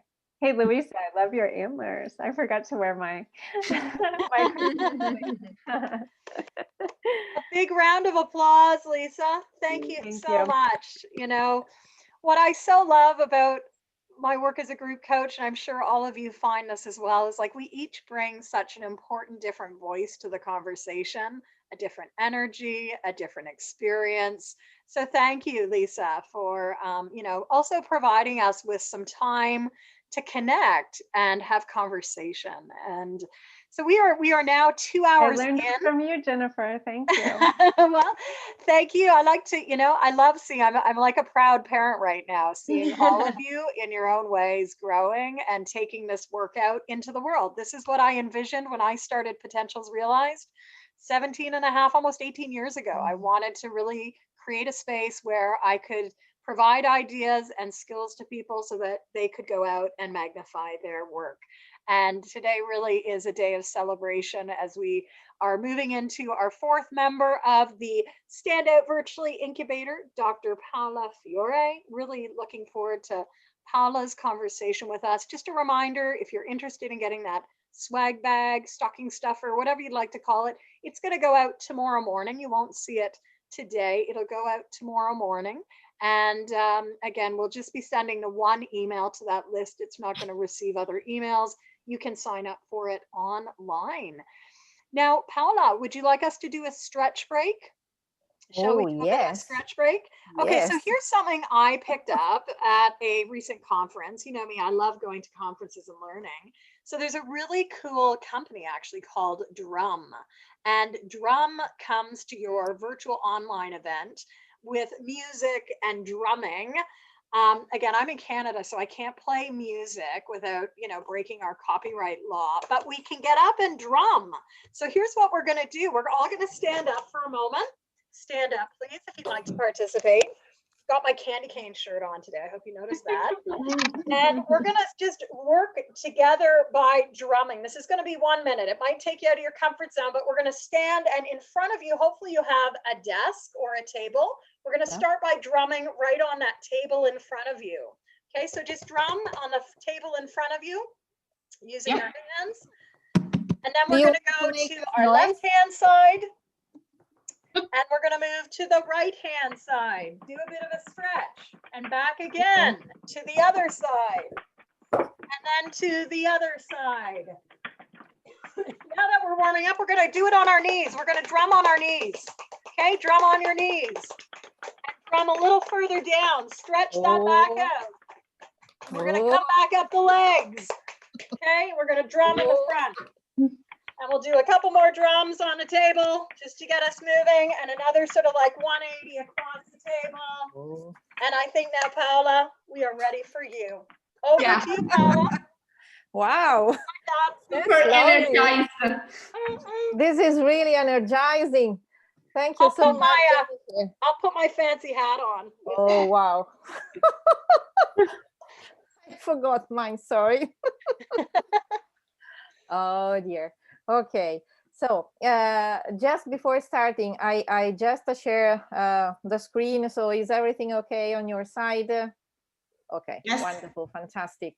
So as I'm the last one to speak, I try to, just share with you something about myself, a little bit of a personal story, because the intention that I have today is that of inspire you, inspire you from my heart, just like Luisa before shared the importance of, bringing more of our hearts into our conversation, and also, our personal values, authenticity. So I would like to share with you something about my story that I do believe can be important also to you. So just a little bit about me. I'm a sustainability specialist. I'm working in the field since the second half of the 90s, and I'm incredibly passionate about everything that relates to the care of our planet since I was a very little child. And on this passion, I really built, I would say, my background, my studies, my career, and everything. And this, let's say, through the years, has brought me to, let's say, continue learning. There was something that I immediately perceive as being very, very important to me in connection to the protection of the planet. I didn't know exactly what it was when I was, let's say, younger, about 20, 30 years ago, to be honest with you, but I knew this inside. So let's say I started as a consultant, as a consultant specialized in sustainable development, working with the companies, especially the big corporations in the IT about 20 years ago. And then I felt something inside, myself that was trying to emerge just like a sort of volcano, but I didn't know what it was. And there was another big passion that was rising inside of me, and it was about communication, and in particular, the power of visual communication, so photography. So I continue my learning, and I added, let's say, another hat, on my head, and that was the hat of the communicator. But I wasn't satisfied. After some year, I just found out that there was something else that was missing. And I knew that it was always related to my passion for the planet. But it was just like, let's say, adding a piece, to another piece, but without having a sort of, let's say, strategic framework, or a really systemic view. So I had another hat, and there was the hat of the trainer. And let's say, few years ago, when let's say I had some health issues, I found out that the coaching, the hat of a coach might have been, another great one for me to, let's say, to focus my learning. And I have to say that thanks to coaching, I was able at a certain time in my life to integrate, all these different pieces of knowledge, of learning, of experiences and skill that I wasn't able to put together the years before. And this was possible. Obviously, we are all coaches, so we know how coaching can be very powerful. But as Jennifer shared earlier, we also need as coaches to experience coaching at a very powerful and deep level. So I was able, to understand the power of authenticity. And through authenticity, I was also able to link together my biggest passion, that is really the one about taking care of the planet. And I would say after almost 25, 26 years of working in this field, I feel nowadays, very satisfied because I can, let's say, support other people, not only, coaches, consultant, trainer, or communicator, but especially I would say the youth, to find themselves, what is the best way for them to integrate all the different pieces of knowledge, or let's say learning, or let's say ideas, into a system that is simple, is clear, is focused, and first of all is true to themselves.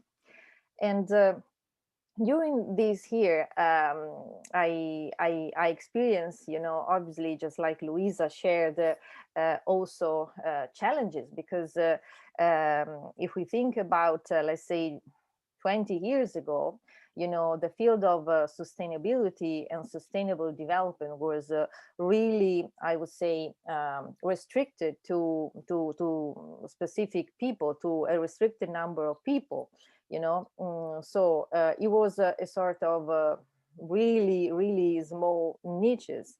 But nowadays, and especially this year, that we are almost seeing at the end, we are understanding, we are seeing a big rising, about sustainability, about the protection of our planet, but also about the importance of showing up in, really who we are. Really with our authenticity, because this is really fundamental. And I do believe that is going to be even more fundamental in the next months and for the next year, because for sure, willing or not, we'll be online for other time, for some time in the future. And it's not absolutely true that people on the other side of the screen cannot perceive ourselves, as authentic, or cannot listen to, our emotions or expression or so on. We as coaches already, know a big part of this, but the majority of the people, our potential clients, for example, are not aware of this. They are not used to, let's say, show up authentically, usually, maybe also in person, just like Luisa shared earlier in the conversation. But if we think about our virtual spaces, our, places where we're going to meet every day, where we're going to serve our clients, this is a key element. And the other key element, obviously, is sustainability. Today, sustainability is not something that is related to just a few people. It has to, be cared by everyone. because we do need to care about our planet, because this is about our health. And with this pandemic, we have certainly seen how important it is to have a planet that is in health if we want to be and stay in health. So I would like to, let's say, share with you a lot more of what I'm doing, because my authenticity and, you know, as a core value, and my passion for the environment has brought me also to do a lot of volunteering work. I'm also, let's say, supporting, let's say, different environmental and climate organization. And I would like to, let's say, support you in bring into your coaching business or consulting business, training business, some sustainability components. Because just like also Lisa shared earlier, she shared about the importance of resilience, for example. Lisa shared about her personal experience in relation to the Black Lives Matter movement. You know, there are things, there are big things that have happened during this year, and they're still happening. But they're happening, I would say, also in the virtual world. So this is something that we do need to be aware of, you know, also as a professional, also as, let's say, coaches, I would say in particular, because these challenges, these issues, in a way or in another, are going to affect the lives, the work, the careers, also of our clients, and obviously also ourselves. So it's really fundamental nowadays to have, let's say, not obviously an expert knowledge, but at least, you know, a general knowledge about what is really sustainability about, and how you can bring it, you know, into your conversation, into your services to support your clients, but obviously also do something for the common good, because there's so much need for this today. And let me check the time. Jennifer, if we are on time, I would like to share, let me see. I prepared 3 questions, and you can use, let's say, Mentimeter. So if you bring your phone and go to menti.com. Now I'm going to share again, let me see my screen. Okay, so can you see the screen? Yeah. Okay. So if you go to menti.com and digit the code that is on this slide, so 9167790, and just press submit the button.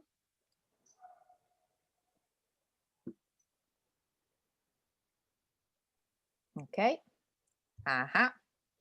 So this is the first question. How are you feeling today?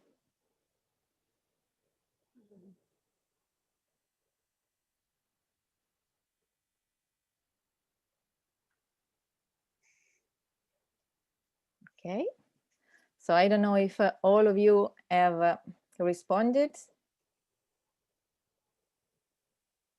Oh, that's interesting. So far we have the same percentage, and is about inspired and reflective. Okay. And it would be great maybe to know, if you would like to write it in the chat, to say what has most inspired you so far, and what makes you, you know, feel reflective right now. Okay, so if all of you responded, I move to the second question.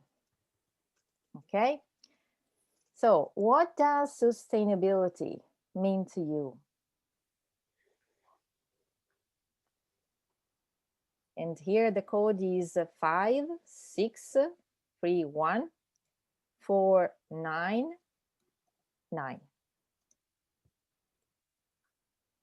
Okay.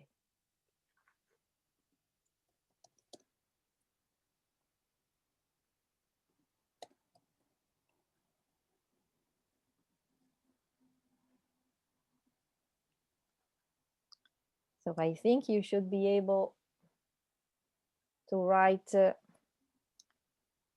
know, when you submit the code, and then to write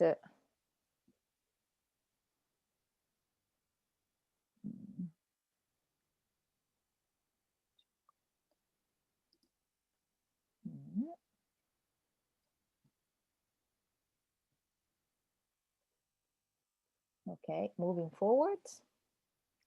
The first feedback are appearing. And that's a really an open question, because sustainability in reality for each of us can mean different things, as we know. You know, obviously, from my point of view, it might be more related to the protection of the planet. But as we know, the concept of sustainability is threefold, at least. It can be about having a sustainable economy, you know, or let's say prosperity. It can be about having a just, equitable society, and obviously a planet that is in health, just like I shared before. So it's very interesting. So for some of you, it's about moving forward. It's about energy that can stay constant for the average auto support system. Life is about generations. It's about being grateful, appreciative, and respectful. It's about using all our resources in an efficient manner. It's about ensuring that our future generations has as many options as we do. And it's also about taking care of the world and each other, so all proper and free. Okay, okay. So if all of you have responded, I would like to ask you the last third question that is about authenticity. So you can put the code 5488840 and give your best answer.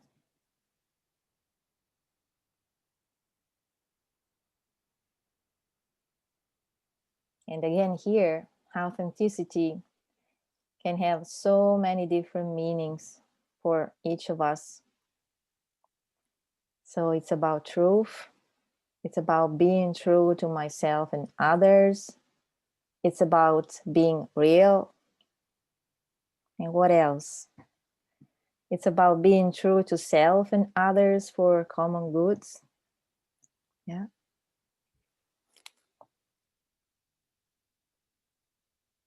It's about sharing. Yeah. It's about letting our own voice speak up in all the ways possible with ourselves and others. So true. It's being true to self and others and sharing it gently. Yeah. Yeah. True hearts. And it's great to see how the heart is really centered, you know, in our meeting today. It's about respect self and speak truth. Yeah. Absolutely. Absolutely. Okay. Okay. So if all of you have responded, I'm going to stop my sharing of the screen right now and just watching the chat to see if is there any more feedback. Wonderful. So let's see. I start from the bottom to the top. Authenticity means being true to yourself, inspired by the people and voices in this virtual room. Thank you for sharing what inspired you, Michelle. Sustainability means making something that lasts. Absolutely. Luisa has been mostly inspired by all of us being here today together, inspired thinking about moving forward, inspired by being company of such rich learning with such inspiring colleagues. Reflective, Melissa is about looking for what is next, right? And Jennifer inspired the different focus areas. Energized because of the conversation and ideas shared today. Wonderful, fantastic. Okay, so I do hope that these two questions has somehow opened up little doors, in your lives, into your space and time, into your own reflection, inner thinking. And I would like to invite you, to ask these questions, share these questions, and obviously formulate your own questions about these two core elements, also with your clients, trying to engage also your clients, but maybe also your own family members, your friends, colleagues, into impactful conversation, also around the importance of authenticity, and sustainability, and trying to, let's say, support the developing of new meaning around these two core components, because our world needs so much authenticity from each of us at this point in history. And obviously this is also about the care that we can have for ourselves and our planet at the same time. And as I said before, I really would love to support you if you would like to bring a little bit or something bigger, about sustainability into your coaching business or consulting activity, or maybe also just into your life. You can find a gift from me in the bag, and you will also get the link on my slides. So I really would like to thank you, Jennifer, very much for this great opportunity, and also to my friends and colleagues, Kathy, Luisa, Lisa, and to all of you for this great meeting. I also learn a lot from each of you today, because there's always something to learn every time, in every moment. So thank you, Jennifer. I give you the floor back to you. Okay. Amazing. Well, let's give Paola a round of applause. Oh, excellent. Well, I know some people are dropping off for dinner. So Kunal, it was great to have you here from Germany today. Thank you for joining us. Now, some people have been asking, where will the recording be? So this will get uploaded onto YouTube, onto my YouTube channel, Effective Group Coach. I'll probably have a 4-hour version. I probably could have done a live stream, but that's, today let's keep it simple.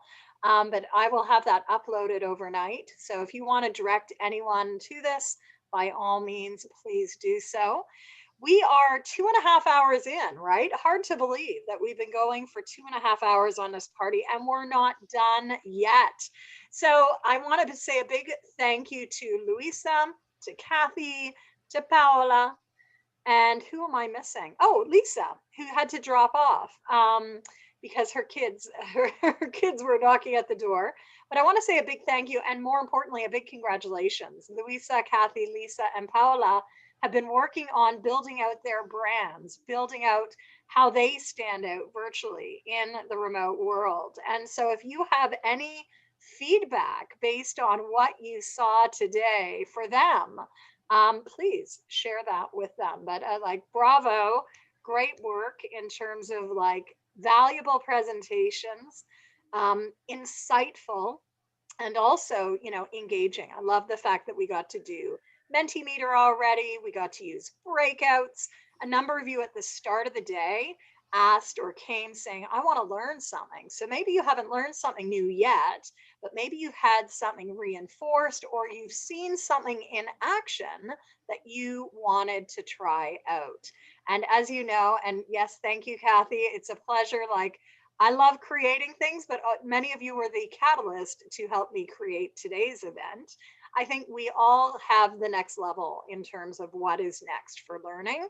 And so a big thank you on all of that. So we've got an hour and a half to go. We are going to do a bit of a segue. I have another party activity. I feel like I've really felt like I've been able to go back to my roots as a camp counselor for many years. I don't know if you're still at me, right? It's like Michelle, my colleague, my co-podcast host.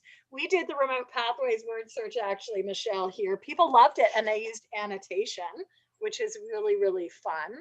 The other party trick that I have today, I'm going to need a minute to bring up. So I think what we'll do is let's do another stretch. Does anyone on the call have a good energizer that we could lean into?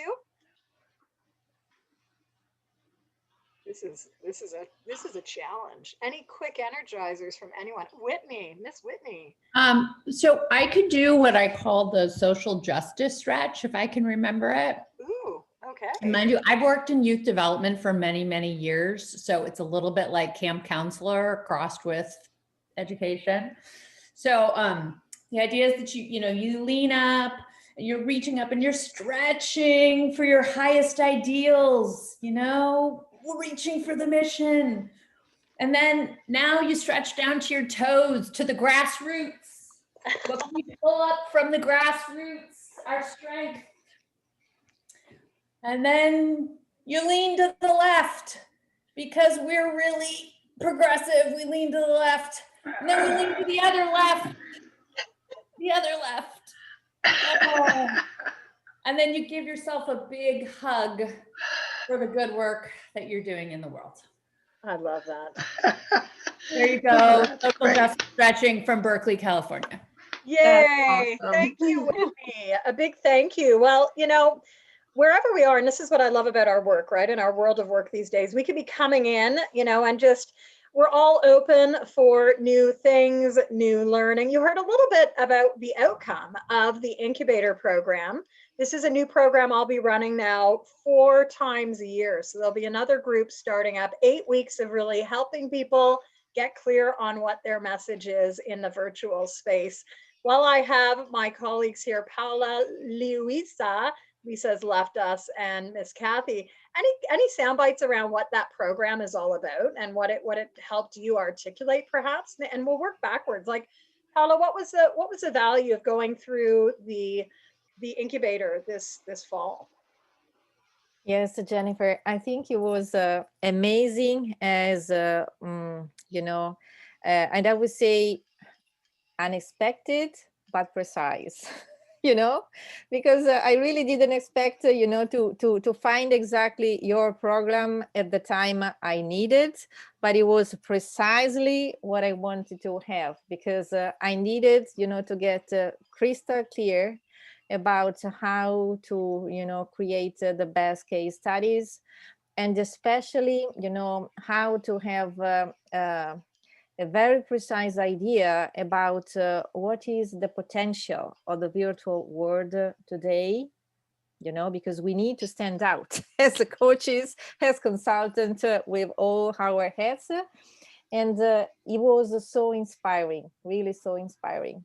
So focus, clarity, simplicity, structure, connection, and I will also say friendship, because it's great also to meet other people from around the world, and sometimes you find out that we live in the same country. Ciao, Luisa. So yeah, it was really amazing. So yeah, beautiful. Well, thank you, Paola. And again, you see the input, right? Like, that's what I love as trainers and coaches. We don't often see like the visual, but like today you are seeing the visual of the clarity that people have created for themselves. So Luisa, what was your experience like at the incubator this fall?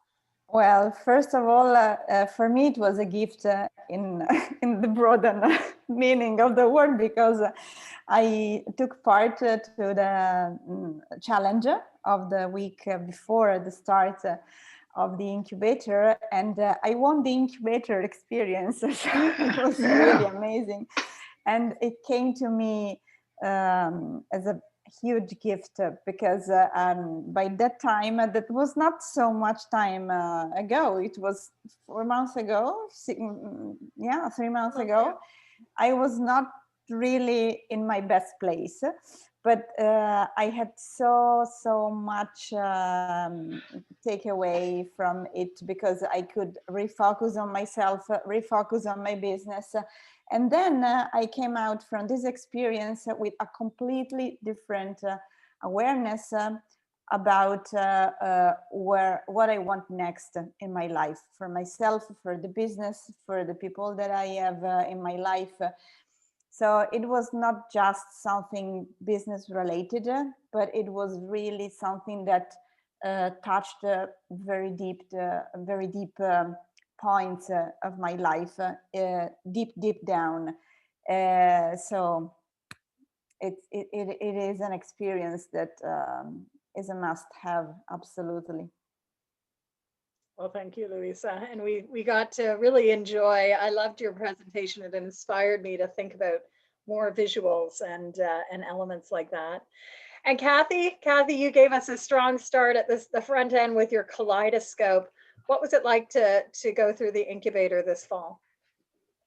Yeah, so I think just building on what was already said was the consistency, the routine, obviously the camaraderie, great friendship and collegiality from Luisa, Paola, and Lisa, and yourself, of course. And, you know, no pressure. It was all about motivation.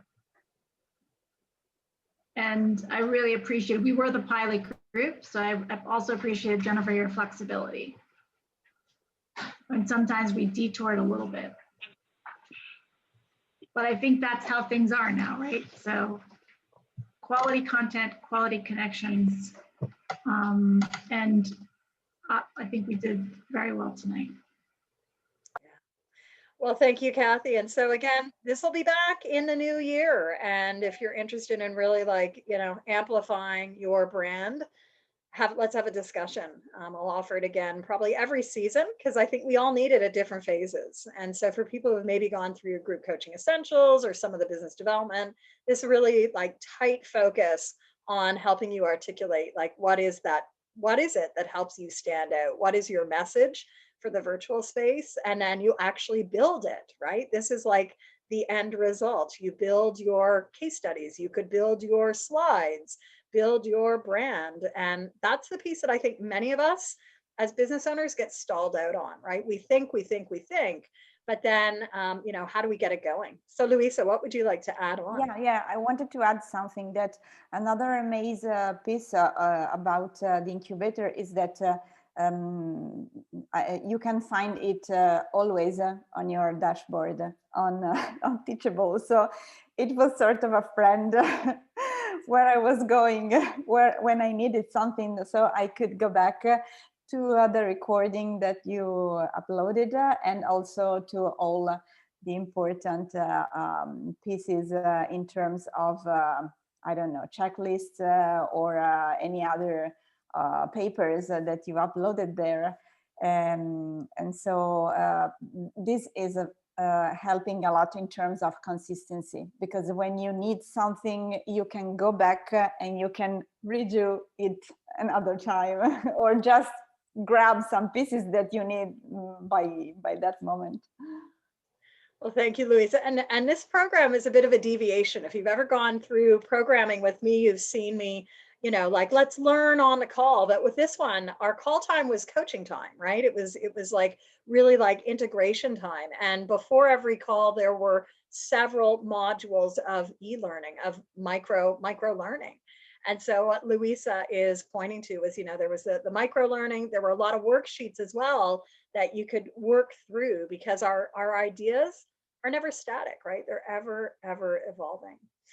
So if you're interested, find out more. The next one will start sort of second, third week of January. And we meet on a Monday and a Friday. That's the nice thing about it, a Monday afternoon and a Friday afternoon. And there is a bit of a curriculum that you can go through. So we're going to switch gears. And here's the gear that we're switching into, another whole body of work, which is an area that Lisa H started mentioning in her third area of like, we're in remote work now for what? The long haul, right? We are here in this space for the long haul. And while people have figured out how to do it, we come back to this, well, how do I do it better? Or how do I get out of my rut? How do I get things moving? And that takes us deep into the heart of remote productivity. So today I am joined by two other colleagues, pioneers in their own right. A couple of our other colleagues who are part of this, this community, which is the PlanDoTrack and Coaching Business Builder virtual facilitation community, couldn't be with us today, but I want to welcome Michelle and Michelle, Michelle Bastock and Michelle Mullins. And I've invited them to talk a little bit about their work specifically with remote and virtual professionals, because they are certified facilitators of the whole PlanDoTrack and Coaching Business Builder body of work. So if you haven't heard of these, Coaching Business Builder came out in 2018. It's a workbook planner, an analog workbook planner. So to something that also Lisa said, right, if we're having too much digital time, what happens? We get exhausted. So when I launched this a few summers ago, coaches are like, I want a digital copy. Well, this was designed to be an analog resource primarily.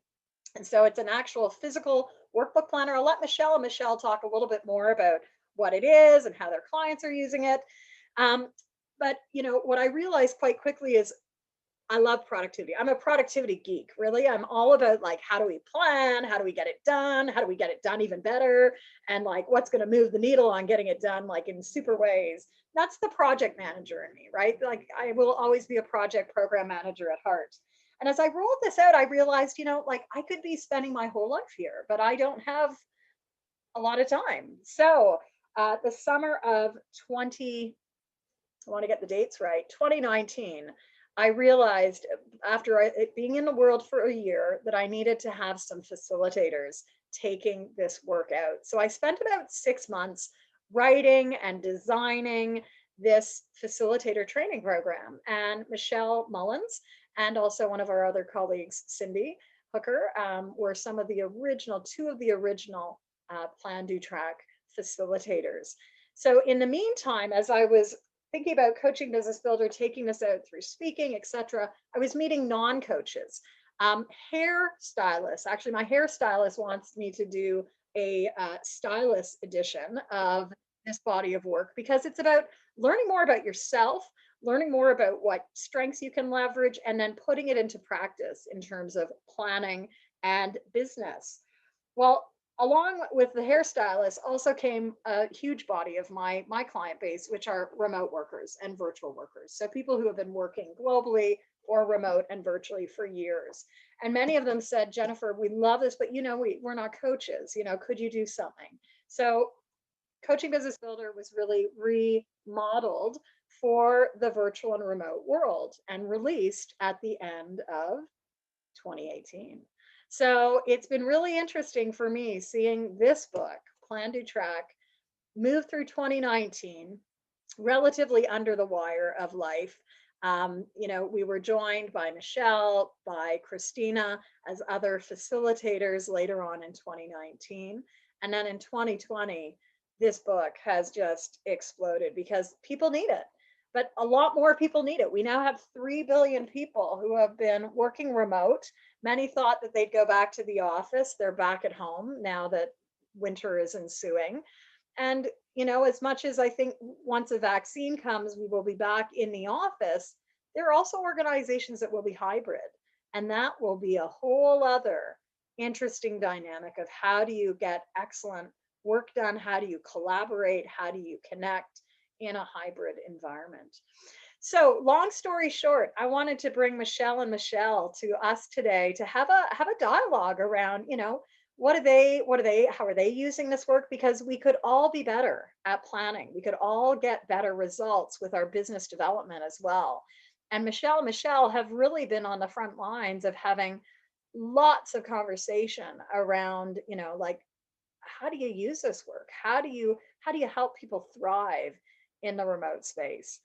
So I'm going to first turn to Michelle. Well, let's get both of them to introduce themselves. Michelle B and then Michelle M. Michelle B, what would you like people to know about you and your wonderful career? Because Michelle wears many hats. So she's not just a PlanDoTrack facilitator. Michelle, why don't you do a brief bio and intro to yourself? You bet. I'll start in by saying that Jennifer and I worked together. I'm sitting here thinking, gosh, it's been over 10 years. Wow. Time goes. And I think that we first met, I worked with Jennifer as my mentor coach and also did some business building work with you back in those early days. So thank you. That's always formed a great foundation for me. And so I've worked as an educator for many decades. And I've also been worked towards now being executive and leadership coach. And I work with individual contributors all the way to, directors and so forth. I work as a retirement coach as well. So I love spanning the decades with people. And I'm a coach supervisor and a coach mentor. So I work with coaches and have the blessing of, dipping into so many parts of our work and of mentoring into the group and team coaching supervision at this point as well. So I love learning. And, I have been in this learning space with Jennifer and always so inspired by the richness of always her bringing such amazing ideas and energy to my work as well. So I'll stop there and invite Michelle Mullins. All right, Michelle. I could hang on every word that you say just because of your voice. I still want that recording so I can listen to your voice. It's so amazing. But yeah, so the connection that we get to make with each other, and of course, the continued learning from Jennifer. So I primarily work one-on-one. So I work with women working remotely. And of course, I get to hang out with Jennifer on the podcast a lot and pour out just hopefully some goodness into the world during this season of change. But I noticed in the PlanDoTrack workbook and planner, I spent a lot of time in the planning pages with the people that I work with. So I decided to dig deeper even still. And the other thing that Jennifer taught me is the power of the pause, both for us to take that time set apart and to connect with our heart. I think I spent a lot of time helping people listen to their heart this past year and myself. And then I love dancing in those waters because when you listen to your heart, you find your passion project. So, and I like to say the compassion project, right? That it's not just a passion project, but that you want to bring some goodness into the world in your own unique, authentic way. So that's really going to be my focus in 2021 is really helping amazing leaders bring their passion projects forward into the world. So yeah, so it can be used in many, many different ways. So now that you've met Michelle and Michelle, like both of them are taking these tools out into the world. As an author, the author part of me is like, let's create more tools. Let's get tools into the hands of people. So, Michelle, what have you seen?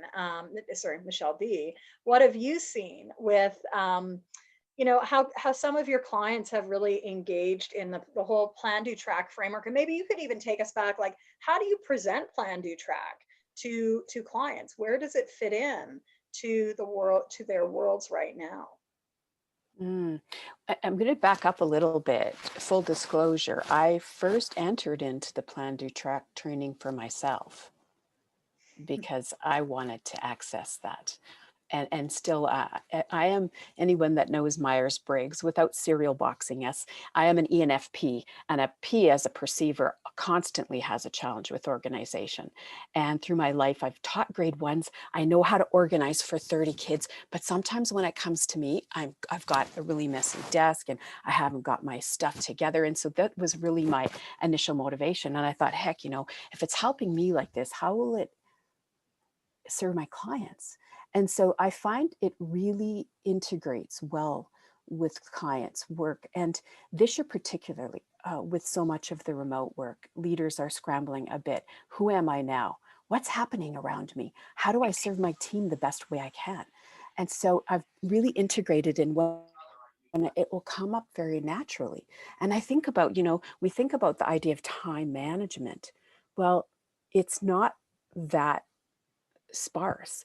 time management is integrated in so many ways of being. So my clients are really passionate professionals, leaders in different places, and they want to do their best work. And I've got 3 separate people I've brought to mind here today. How did we work with this? Lots of it was inquiry. What's happening around me? How can I serve better? I'm just busy. I can't get everything done. This Zoom exhaustion is taking me to places I can't even bear. So, okay, let's sit together. And so there was a lot of inquiry. What's working? And we dive into the mindsets we all take with us, the behaviors that we're doing, the outcomes we're seeking, and where do our values enter into that heartedness that Michelle has mentioned and that Luisa has mentioned.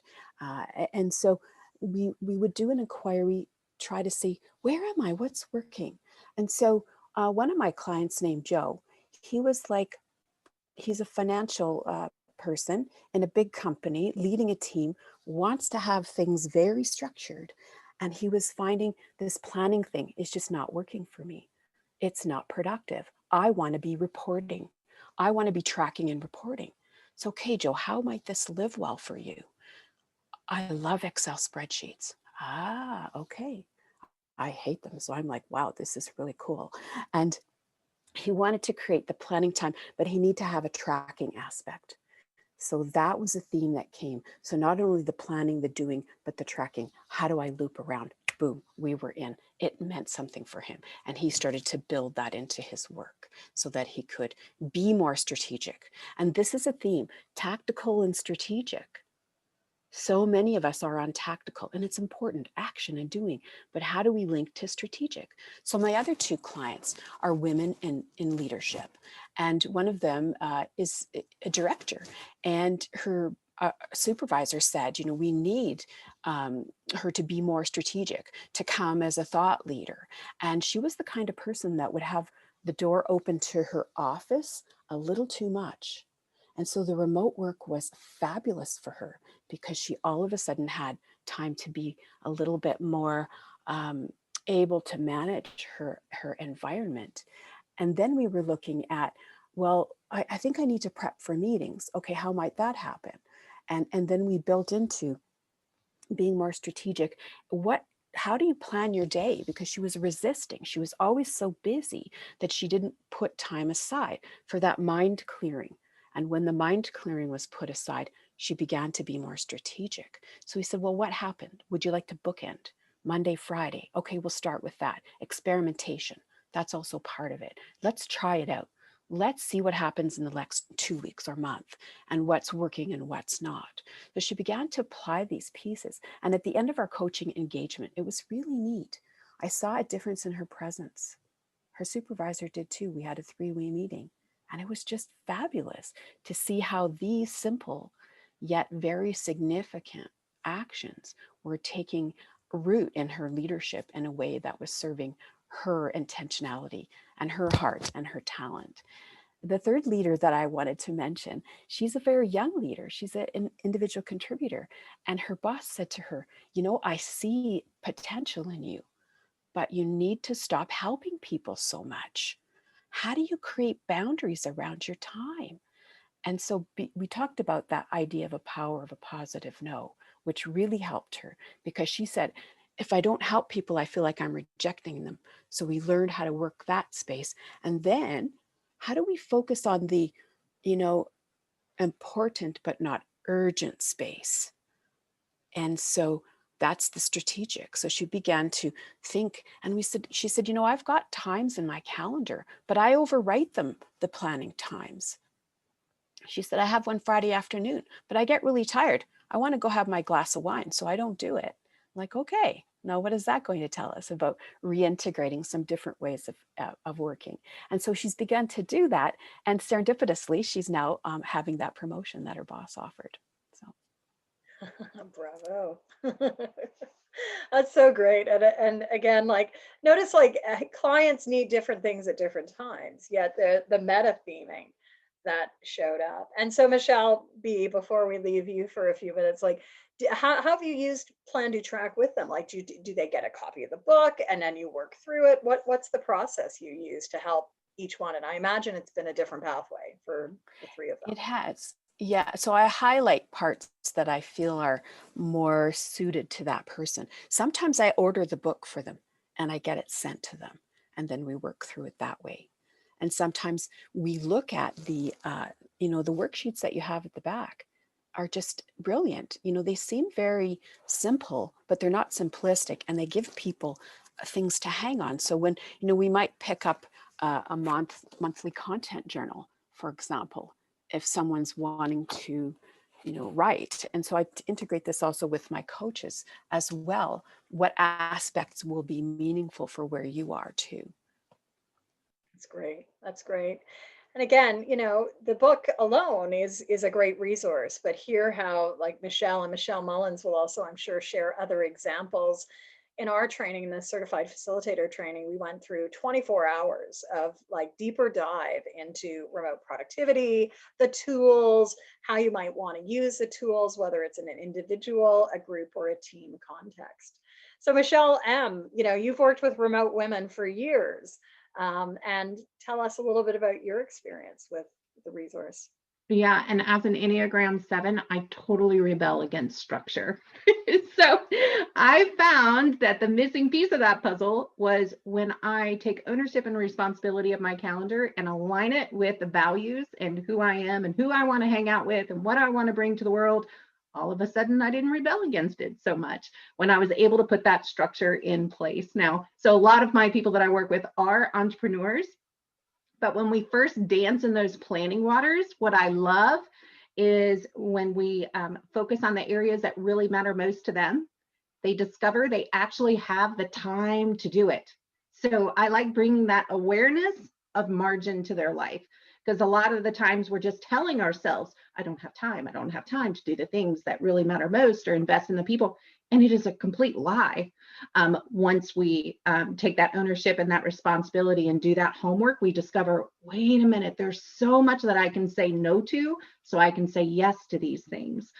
So we do a lot of that work. And then also what I love about this resource is there's a lot of, you can either do the activities that are in front as a group, or you can set it aside and have them do it as personal reflection activity, and then bring it back to have the conversation so you can do it as pre-work in between your conversations.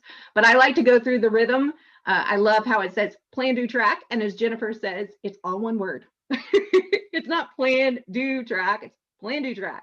And I actually like to start with track, start there, start backwards, maybe because this is part of my dyslexic awesomeness, right? Let's start with track. What kind of impact do you want to make in the world? What do you want to track? And then we dance into the do, but we don't actually go and do it first. We vision cast for it. So we'll do a lot of exploration. Who are you working with? Who are you serving? Are you on a team? Who's helping you? Who do you want to collaborate with? What's happening in your family world when you're working at home? How is that impacting you? So you visualize yourself actually doing it, and then you go plan it. Okay, this is what I want to do. This is the impact I want to make. Let's dive in those planning pages and make it happen. I don't know if that's helpful, but. Brilliant. Absolutely brilliant. Yeah, and I love that you picked up, and I don't remember this, that I'd said, yeah, it's PlanDoTrack, but it really is. It's all one thing. And it's that iterative cycle, right? It's like we can plan, but we got to get into action. And I think that's where, for many of us in this current remote space, it's like we get stuck. And it's like, but then where we feel we get stuck, and the value of the track piece is we can then go back and say, actually, you know what, I did a lot more than I think I did. Because as we know, 2020, time has taken on new meaning. It's like, yeah, what is a day? Well, a day looks a little different than it used to. A month looks even more different. But if we're not stopping to pause and think about what is going on, it makes it even more challenging. And in fact, yeah, go ahead, Michelle. I was going to say one more thing that I challenged this past year with people I worked with is don't just track what you're doing, but who you are. So do the 24-hour review and be like, how did I show up in the world? Did I walk in love today? Did I express kindness? Was there compassion present? Did I receive any today? And just, that principle of what you focus on grows. So really practicing that gratitude. So that's the 24-hour tracking. It's more about who am I versus what am I doing. So I just want to put that in there. Yeah. And if you do get to track every day, there's the monthly daily tracking tool that I think Michelle showed, but it's been one of the favorites. Like I get so many emails from folks saying, oh, I love this tool or I love that tool. The one I hope people would have loved the most was the daily monthly tracker or the monthly daily tracker, where every day you can go in and track anything you want, right? There's 12 different categories. You could track your walking, your running, your writing. Are you speaking? Are you like doing your finances? Are you having meetings? And then as frequently as you would like, or Michelle said, you know, you could do your like day of the word or word of the day. And then if you're doing it daily, weekly, or even monthly, you start seeing the amazing patterns that show up. So if you ever go to either PlanDoTrack.com or CoachingBusinessBuilder.com, scroll through the blogs and you'll see photos of different screenshots. Or you can go to my Instagram feed, it's Coaching Biz Builder, and you'll see a few people's trackers. They send me photos and it's like really interesting to look at it. So if you have a copy, tag it, Coaching Biz Builder on Instagram, and like show the world, or PlanDoTrack. I use the two hashtags, PlanDoTrack and Coaching Biz Builder, because it becomes like this amazing colored tapestry where it's yours. And over time, you can see what it looks like. So some people might be wondering, I know Michelle have just taken off their thing. Was there something you wanted to say, Michelle, on that tracking and the tapestry? Well, I was going to jump in and just really springboard off what Michelle said about the change in presence, which is very much a surprising thing, especially, you know, important for us as coaches, but as leaders too. So when those kinds of busy spots are settled down a bit and we have that clearing, there's something different that happens in the quality of our ability to be present and have attention. And I think, like Luisa brought up in the impactful communication, attention and strategy are very connected, and that creates the ability for people to step forward with, you know, their best authentic leadership. Beautiful, beautiful. Somebody asked, how do they become a PlanDoTrack facilitator? So Jen, would you share? Yeah, well, I offer about twice a year the PlanDoTrack facilitator training. It's been in different iterations. I think in 2021, we'll be doing a 10-week session so that you can learn about the process and then practice the process week after week after week. So that program also is going to be starting up third week of January. The latest 2021 edition of it is it's going to be experientified. So many of you know I'm always looking at how do I take learning to the next level. And in the last couple of months, I've been doing work with Marisa Murgatroyd. I don't know if you've heard of her, but she's a really dynamic online educator, and she has created a platform. It's different than Teachable, right? Many of you have been to Teachable. You heard Luisa loving to go to my Teachable site and like pull down content. What I'm finding with Experientify, it's like Teachable or an online platform now with gamification put on top of it. So one of the challenges in our space right now is we're absorbing. And for those of us that love this, like we love the online space, we love to learn, it's good. We'll keep going to a certain point. But it's often that certain point that we hit that we can't break through the ceiling of whatever we need to break through. So that's where gamification in the online learning realm can become an additional tool to say, you know what, I'm going to keep learning. I'm not going to give it up. And I look at like my learning, I've been learning on her, like through her course on Experientify, started the beginning of November. I was like, oh, this is going to be like great. And then like the next week, my dad was hospitalized and I was the only family member who could go in and visit for 10 days straight. I was ready to just say, I don't have time. Like, I just don't have time. But these little alerts would come through and I'd be like, okay, maybe when I'm on my treadmill, I can like listen to the video. So that's what I do. I put it on like double the speed and I'm listening and I'm learning, and I've kept on going when it would have been very easy to let that go. So it helped me, even as a highly motivated person, to like break through life happening, because 2020 has been life happening. And Experientify is really a very neat platform. There's a cost to it, but I will be gradually introducing more courses, starting with PlanDoTrack Facilitator and Coaching Business Builder Facilitator, and also some others in the new year, because it really, like, it ups the ante, and that's what we want. We want a resource portal that is valuable, that also is like engaging.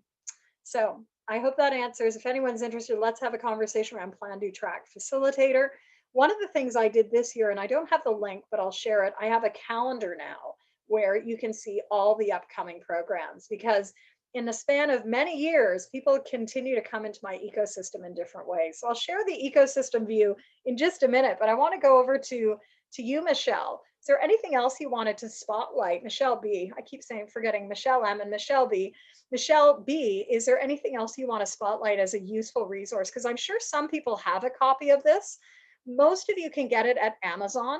However, as the pandemic started in March, April, a lot of the printing presses have been diverted, still are being diverted for PPE, for creating, personal protective equipment.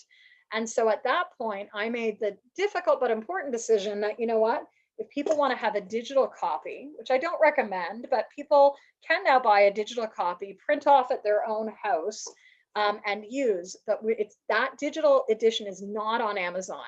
It's still in Potential's Realized store, and you can, purchase a copy for yourself or gift it to others. I've had a lot of coaches, coach training schools saying, you know what, we want to get a copy for all our students, or I want to get a copy and gift it. So whether it's physical or analog, it really is a great sort of year-end gift. And you can find that over at potentialsrealized.com at the store. Look under the digital resourcing, and it's sent to you as a download. Yeah, and as Michelle M says, yes, great gift, very affordable. And for the rest of the year, it's like $2.50 off. So it's like $27.50. You really can't go wrong, right? You can't go wrong with a digital resource like that to gift to your clients. Michelle B, what would you like to say? Well, I was going to say, I'm really thrilled to hear that it got the digital version, even though I really, identify with it being analog and the importance of that. But, for me, and working remotely as well right now, more and more, it would give me that opportunity to use it on Zoom and share screen with folks when we're picking out, like the wheel of business or that kind. The tools are there. So I just think it's really great to have it more at our fingertips in that way, because sometimes I'm like I did today, I'm holding things up at the screen and we're jumping off from there. Yes, exactly. So that's really wonderful. And I just remember back, it was a year ago now that I was doing the PlanDoTrack Facilitator training. So I'm fairly new to it actually. And I just am always looking to, amazed at how much depth there is, how much more potential there is to learn it. And so I'm really looking forward to using the digital copies and continuing to learn that space forward for the folks that we're working with. So, yeah. So for all of you, think about productivity. Like, where is productivity for you, right? We grow businesses. We are building businesses. And a big part of both PlanDoTrack and Coaching Business Builder are like, there's a whole section on marketing. So I've got a little piece around marketing that I want to take us to. And I want to see Michelle or Michelle's or anything else you wanted to share around PDT, as we affectionately call it, or Coaching Business Builder. I think just like Michelle would say too, just thank you, Jen, for bringing yet another wonderful body of work into the world for such a time as this. Just really appreciate that. So thank you for saying yes to your passion project, I should say. We're all reaping the benefits. So. Well, Thoreau said we create life in the margins of our own life. And people say, how do you keep writing? And it's like, I'm selfish. Like, my selfish time is writing time. And so I make sure as best as I can that I have like my 15 to 30 minutes regularly. It's not every day, but to do my writing. And every book that I've written now, including 2 that are coming out in this next year, have been influenced and like shaped by my clients saying, this is what I need. And it's been me going away and saying, like, how do I create a resource for people to be able to thrive? Obviously, in my world of work, remote work has not just been a 2-decade thing. I started out in the early 90s, and remote meant really remote, 5 days travel, medical evacuations that would take me 2 hours of like getting into the only helicopter in a country, with the only helicopter pilot going over mountains and into like places that didn't even have GPS mapping in those days. Like, it's like we all need resourcing to help us do better work and to spend time, especially with this body of work of the productivity. Like, what are those moments we can find to really pause, reflect, so that we can move to our next phase, whatever that is, quicker, faster, better. And if we don't take that pause point, we're not going to see what's right in front of us because we haven't taken time. And that's the experiential educator in me, right? That's how I started in my career.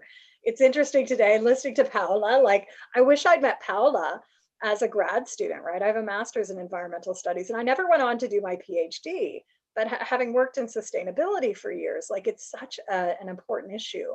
And again, at my level or angle was the community piece, right? I was a community engagement specialist. How did we help people envision their world, and what did climate change mean on the ground to communities near the Amazon, like just north of the Amazon, when deforestation was happening at rapid rates, when salinization was happening in river streams, impacting both their fishing ability, which was like their livelihood, as well as any farming that was nearby. And so all of these, like I look around our room today and I look around the coaching world, you're all doing such important work that has immediate impact on the ground. And so in this phase of my life, I'm now like, how do we get more tools so that you can do your best work, taking your work forward? And part of that is the business piece. So we're going to go to a bit on business in just a minute, but Michelle B, anything you want to add? Yeah, over to you. Yeah, I just love that quote you said about creating life in the margins of our own life. And I just want to say how grateful I am. And I'm sure I can speak for mostly everyone here too, that you have been doing this for us to create these really valuable resources. So much gratitude. Well, thank you. Thank you. And thank you for being here today at the party, right? Because this is, people often say, don't you want to build a business? And it's like, I am with great people all day long. I have a business. I have a business that can scale without a lot of help, but there have been people in the background this year and the last few years helping me out, my book team, also others that, I have Lindsay, my VA, and I'm going to probably next year have an online business manager as well to help keep scaling the biz. Because here's the thing, I'm going to segue out. We're going to leave the land of productivity. We're going to go into business. We've only got about 50 minutes left. I want to do two things remaining. One being talk a little bit about business and marketing. And then we're going to segue into some trends for the virtual space for remote, digital, and also business elements. So what I'd love to see, though, while we still have everyone on the line, we're coming into the last hall, but what's been your biggest learning so far? Whether you joined us at the top of 10 a.m. or you dropped in later, with what you've heard in your day, what's been your biggest learning so far? And I'll get you to just put that in chat right now on a very transparent basis. One, it's going to allow me to bring open my slides, but two, I'd also love to hear what is the what is important, what has been impactful. Because one thing I started noticing in recent years, for years, and going back to when I started this business in 2004, as I started building out group coaching essentials, I also had a workshop and training essentials program as a precursor to group coaching essentials. Creating community was very important for me. It's just who I am as a human being. And so over the years, I've experimented with everything from, quarterly calls to, in recent years, like the bi-weekly calls, which many of you have seen over on YouTube. In this year, I've fallen into my love of challenges. I think many of you have gone through one or more challenges with me. If you haven't, there'll be more coming in 2021. But I'd love to hear from you as well. Any thoughts on what you need to keep yourself moving on a regular basis from a learning perspective? So first request would be, what's been your learning so far? Go to chat and just type in chat, like, what's been your biggest learning so far today? Whether you've been here for half an hour or 3 hours plus. That's a big time commitment in today's world. I'd love for you to just share in chat what your biggest learning has been.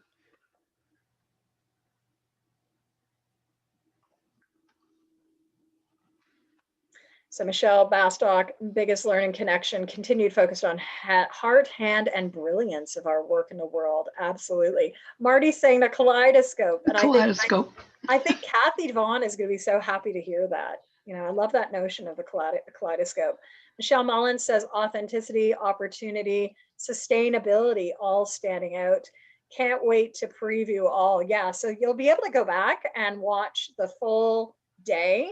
For Melissa, my biggest learning so far is an insight. It is possible to do more than one thing. Life in the margins. Spread the news. We can, right? Like, I'm not saying multitask because that will take us off focus, but we can fit in, I think, a lot more than we think we can if we want to, and if we are fueling ourselves. I'm going to go, so all these great comments. So Luisa, I'm going to go from the bottom up now. Power of the positive no. Defining our own boundaries is vital to be sustainable and authentic. Absolutely. Also, we've got comments like, let me shut this down. Let me go back in this way. Okay. Chat. There we go. Where is my chat? My chat is hiding. Marielle, create headroom, the puzzle tool, and Experienceify. Yeah, check it out. Absolutely. And I will probably be an affiliate for Experienceify soon if I haven't signed up for that yet. Jocelyn is saying mindset, skill set, and something else. So you know what? I'm going to get Michelle Mullins, or can I get someone who can see their chat? Because mine is rolling so fast. Can I get someone to read through some of these comments? I'd like to be a good reader. You want me to help, Jen? Yeah, Paola, do you mind reading a couple of the comments I haven't touched on yet? Okay, where did you arrive? Sorry, Jennifer. I dropped off probably Melissa, just above. What is above Melissa or below? I'm trying to see. Jocelyn. Jocelyn, can you read out Jocelyn's? Where is it? Jocelyn. Mindset, skill set, and action set. Then Marielle, create headroom, the puzzle tool, and Experienceify. Yeah. And I put the link So good. Rich. Yeah, that's good. And I found I've been able to reorganize my screen here. CJ's also said I've needed more focus.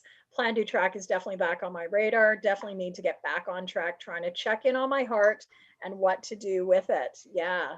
So grateful for the time and connection. And, you know, if you have a copy of PlanDoTrack, all you need to do is pick it up once or twice a week, I like to say, right? Just don't do it every day. Don't try to do it every day unless you want to do it every day. But even a couple of times a week, it's better than nothing, right? 10 minutes at a time. And in fact, the whole motto behind the body of work is daily steps plus consistent action equals momentum. Daily steps plus consistent action equals momentum. Even if it's not daily, 10 minutes, you know, over time, that creates so much more. And then Lee Wen is saying, expand my horizon in so many directions. Well, thank you. So I'm going to share my screen again, and we're going to jump in to a couple of things. We're going to jump in first into, we're going to flick on by here. I'm going to just jump around and conversations. I'll talk about the ecosystem. I want to actually first see what kind of remote professional are you? Okay, so this is a little new graphic that's going to show up in a book I'm writing right now on digital entrepreneurism. And we can see that there are lots of different types of entrepreneurs in the world. This is still a beta version. It may not show up in the world yet like this, but I'd love for you to share with us, what kind of remote professional are you? Grab your pen, grab your annotate. If you're watching this separately, like, share in the comments of YouTube or other, like, what kind of remote professional are you? And is there a type of remote professional that is missing here? So are you a planner? If you're a planner, I want you to dot you're a planner, okay? And so use annotation, stamp which one you hear. Are you a creative? So a creative might be creating a book, creating content, creating music, creating programs, creating products. Are you a diverger? And a diverger, like the diamond, might have multiple interests, multiple facets. I, in fact, consider myself to be a diverger, like the diamond. because I have so many interests. I can't just do one. I would love to do one, but that I would shrivel up, right? I actually get fueled by having so many different layers. Some of us as a remote professional or an entrepreneur are attracted to this because of the lifestyle, right? I was reading something this morning, and I'm not saying that remote work is glorious, because it's not when it's not by choice. But what I've appreciated, and actually it came from Lisa's question today, she asked about our opportunities. One thing that I've appreciated in the last 9 months is that I haven't had the same tension that I've had for years between my work in the remote space with my work in the in-person space. And many of my corporate clients know how hard it's been for me to juggle both worlds, because they'll be like, oh, can we hire you for like a day? And trying to even find a day in the schedule of a corporate, like of a remote worker, is hard if you don't think far enough out in advance. So if you are attracted to the lifestyle, whatever that lifestyle looks like in this moment in time, whatever moment in time you are, maybe we will go back to the world of the digital nomad. For us right now, many of us are having to travel vicariously, like I do every day. Maybe you're into social enterprise, creating a business that sustains change, societal change, community change, social justice change. Maybe some are side gig. We don't have any in the room here, but many professionals today are looking at increasing or shifting into entrepreneurial adventures.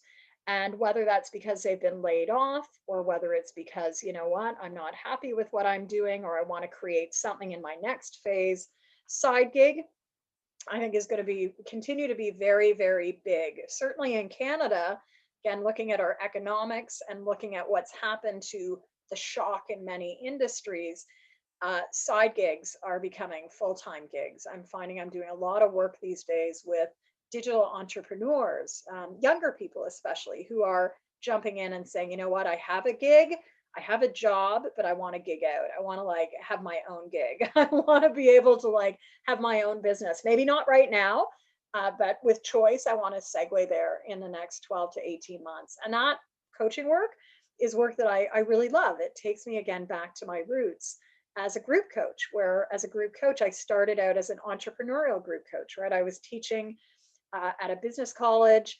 The dean said to me, hey, you know, could you like coach our business students through building a business plan? And I'm like, you don't want me to teach them? She's like, no, I want you to coach them through it. And it was like, yes. And that was 05, that was 2005. And as people actually in this region, I'm now in that region where I used to teach.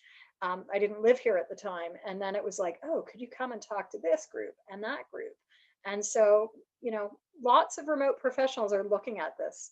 Some of us may be visionaries or trailblazers. Trailblazers, you might see yourself as a pioneer, also learners and connectors. So thank you. And let me ask you one more thing while I've got a few people on the line. Like, is there a category that's missing here? Is there a category that's not represented in this realm? Paola, who's not there? I don't know, maybe strategizer. Ooh, strategizer. Yeah, I loved, and I think, Michelle, you were talking about the strategy, the tactical and practical, and the strategic strategizer. Anyone else that's not there? Okay, well, expect this to come up in some iteration in that new book coming in 2021. A few weeks ago, we did the Power Up Stand Up Virtually Challenge. And if you've been with me on one of the Stand Up Virtually Challenges, you might know that you know, there's a lot of power in getting into action in a 5-day period. My challenge framework that I like to use, it's usually a 30-minute call, sometimes 40 minutes, but we come together to look at one area to really get focused on, take action on, and keep moving. So we started with just a standout virtually challenge in August of 2020. By October, I did a second one, which was geared to the corporate sector. So I have a standout virtually corporate edition. And because it is becoming a bit of an addiction for me, you know, bringing people together in these challenge models, in December, I did the standout virtually Power Up, which was geared to really powering up at the start of the year. So if you missed those, each one of those is now a standalone course. You can actually run through it in your own time.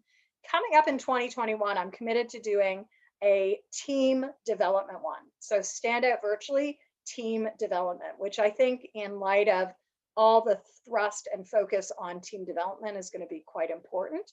And there will be another entrepreneurial one. So one probably around Stand Out Virtually, specific to marketing. Because here's why I mentioned that. A few weeks ago, in the recent weeks, I've been doing a couple of surveys. One being through the feedback of what people wanted in the Stand Out Power Up Challenge. And marketing was like 60% of people said, I want to have more around marketing. So in PlanDoTrack and Coaching Business Builders, section 3, remember section 3 of this entire book talks about marketing. I talk about the 9 marketing vehicles, you know, not quite as fun as these little RVs and different types of vehicles, but I want you to imagine for yourself, 2021, what is the vehicle you want to get in? Is there one type of action or activity you want to undertake consistently to get the word out about your message, whether you are a leadership coach, a sustainability coach, a parent coach? What is the vehicle you really want to put attention around?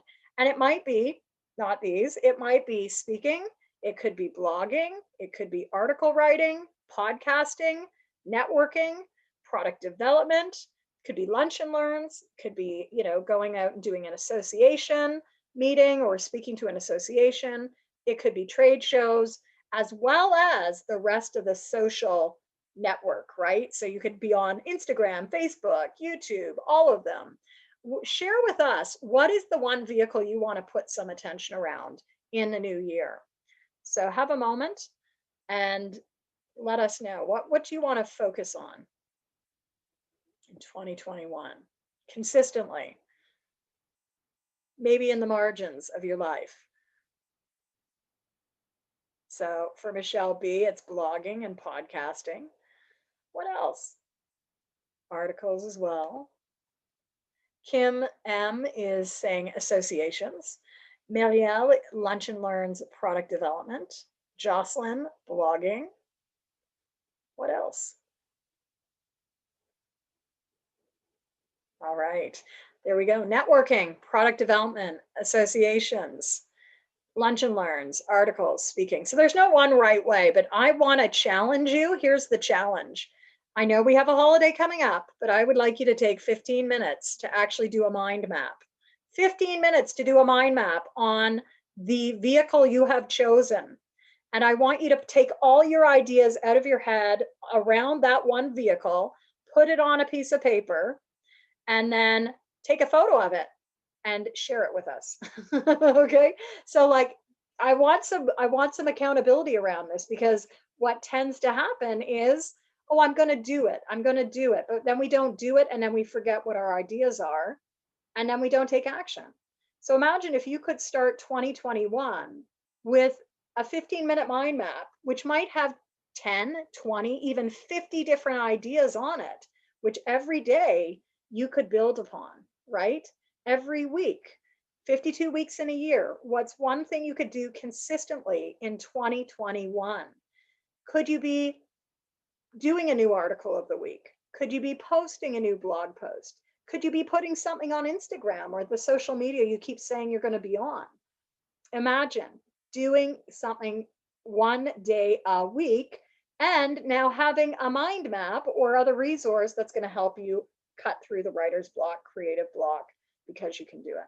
So challenge to you, if you do that, share it with us, hashtag it, let's talk virtual, okay, because that'll be me, or stand out virtually, right? Like hashtag it, stand out virtually, and I'll be looking for that next time I'm on social media. So Coaching Biz Growth Lab, some of you have been with me in the lab programs. Just a reminder, those are my annual programs that run all year. If you've been with me on a shorter program and want something like super budget friendly, join me in 2021, either at the Coaching Biz Growth Lab or the Learning Lab and Design Studio. At the Coaching Biz Growth Lab, we're going to be talking all about what we've just touched on here. It really is, you know, the content creation, it's the business planning, it's the branding, it's the products, it's the challenges. It is not the depth or frequency like you've had in Incubator or any of my Essentials programs, but it's a long term. It's a long term, twice a month, and very budget friendly, like $167 a month if you go for one. If you go for both, you could have me 52 weeks next year for $325 a month. So we're going to do a creative break while you think about that, because here's the fun piece. We learn when we draw, right? This is going to be my 2021 learning. I'm going to become a graphic facilitator. I'm excited. I'm such a bad drawer. So this is going to take me out of my comfort zone. But here's our little creative break, which is we're going to take 4 minutes to learn how to draw a Christmas tree on a car. I bet you didn't think that you'd figure or do that when you came to this party. So I'm going to put my glasses on. Cheryl is back in the room, and Cheryl, you've come right at the right time. Welcome back, Cheryl. We're going to do a bit of a creative break. Everyone will need a pen. We're going to learn from this creative break how to draw a Christmas tree on a car. And I have to say thank you to lovetodrawthings.com. Amazing, amazing website that I just found, and it will break down. Every day they break down a new drawing to have. This might be something fun that you could add, you know, to your back of the napkin drawing at holiday dinner. Maybe you could add it to your, you know, your actual Christmas cards or holiday cards or New Year's cards. Or why I was thinking about this was because I was building out my slides late last night going, okay, we're talking marketing vehicles. Okay, so we've activated your thinking on marketing vehicles, but now I want you to lock it in by never looking at a Christmas tree on a car the same way. Okay, now you're imprinted. Next time you see a Christmas car go, or a car with a Christmas tree going down the road with it on it, you might start to think about marketing. And that's a good thing as a business owner. So let's grab our pens. And I want you to follow with me. We're going to follow these steps. And the first step is we're just going to draw number 1. Okay, so draw number 1. It looks like what? It looks like a rectangle. Okay. Number 2, we're going to put a dome on that rectangle. Number 3, we're going to put wheels on the car. Number 4, we're going to give that car some white walls, or I don't know what they're called, the white spot on the car. And we're also going to give the top part of the car a little bit of a band. That's step 4. Now we're going to add a tree to the top. Notice it's 3 pieces. You're going to start on the left with your triangle. Give it some fur. The next one, mid part, give it some fur or some scratches. And then another line coming out and some more scratches. That is step 5. Mine doesn't quite look like the one on the thing, but it will get better. And then number 6, we're going to put a trunk on the tree, because if you came here to Canada and met me anywhere from the summer of 1989 to 1992, I was planting trees in the Canadian bush. That's how I went through university and grad school without any student debt. I worked in the bush. As a young woman, there were 5 women and 50 men in these bush camps. People wonder, like, how are you so strong? Well, because I was in a bush camp with 50 men. I learned to be Baby Jen. That was my name, Baby Jen.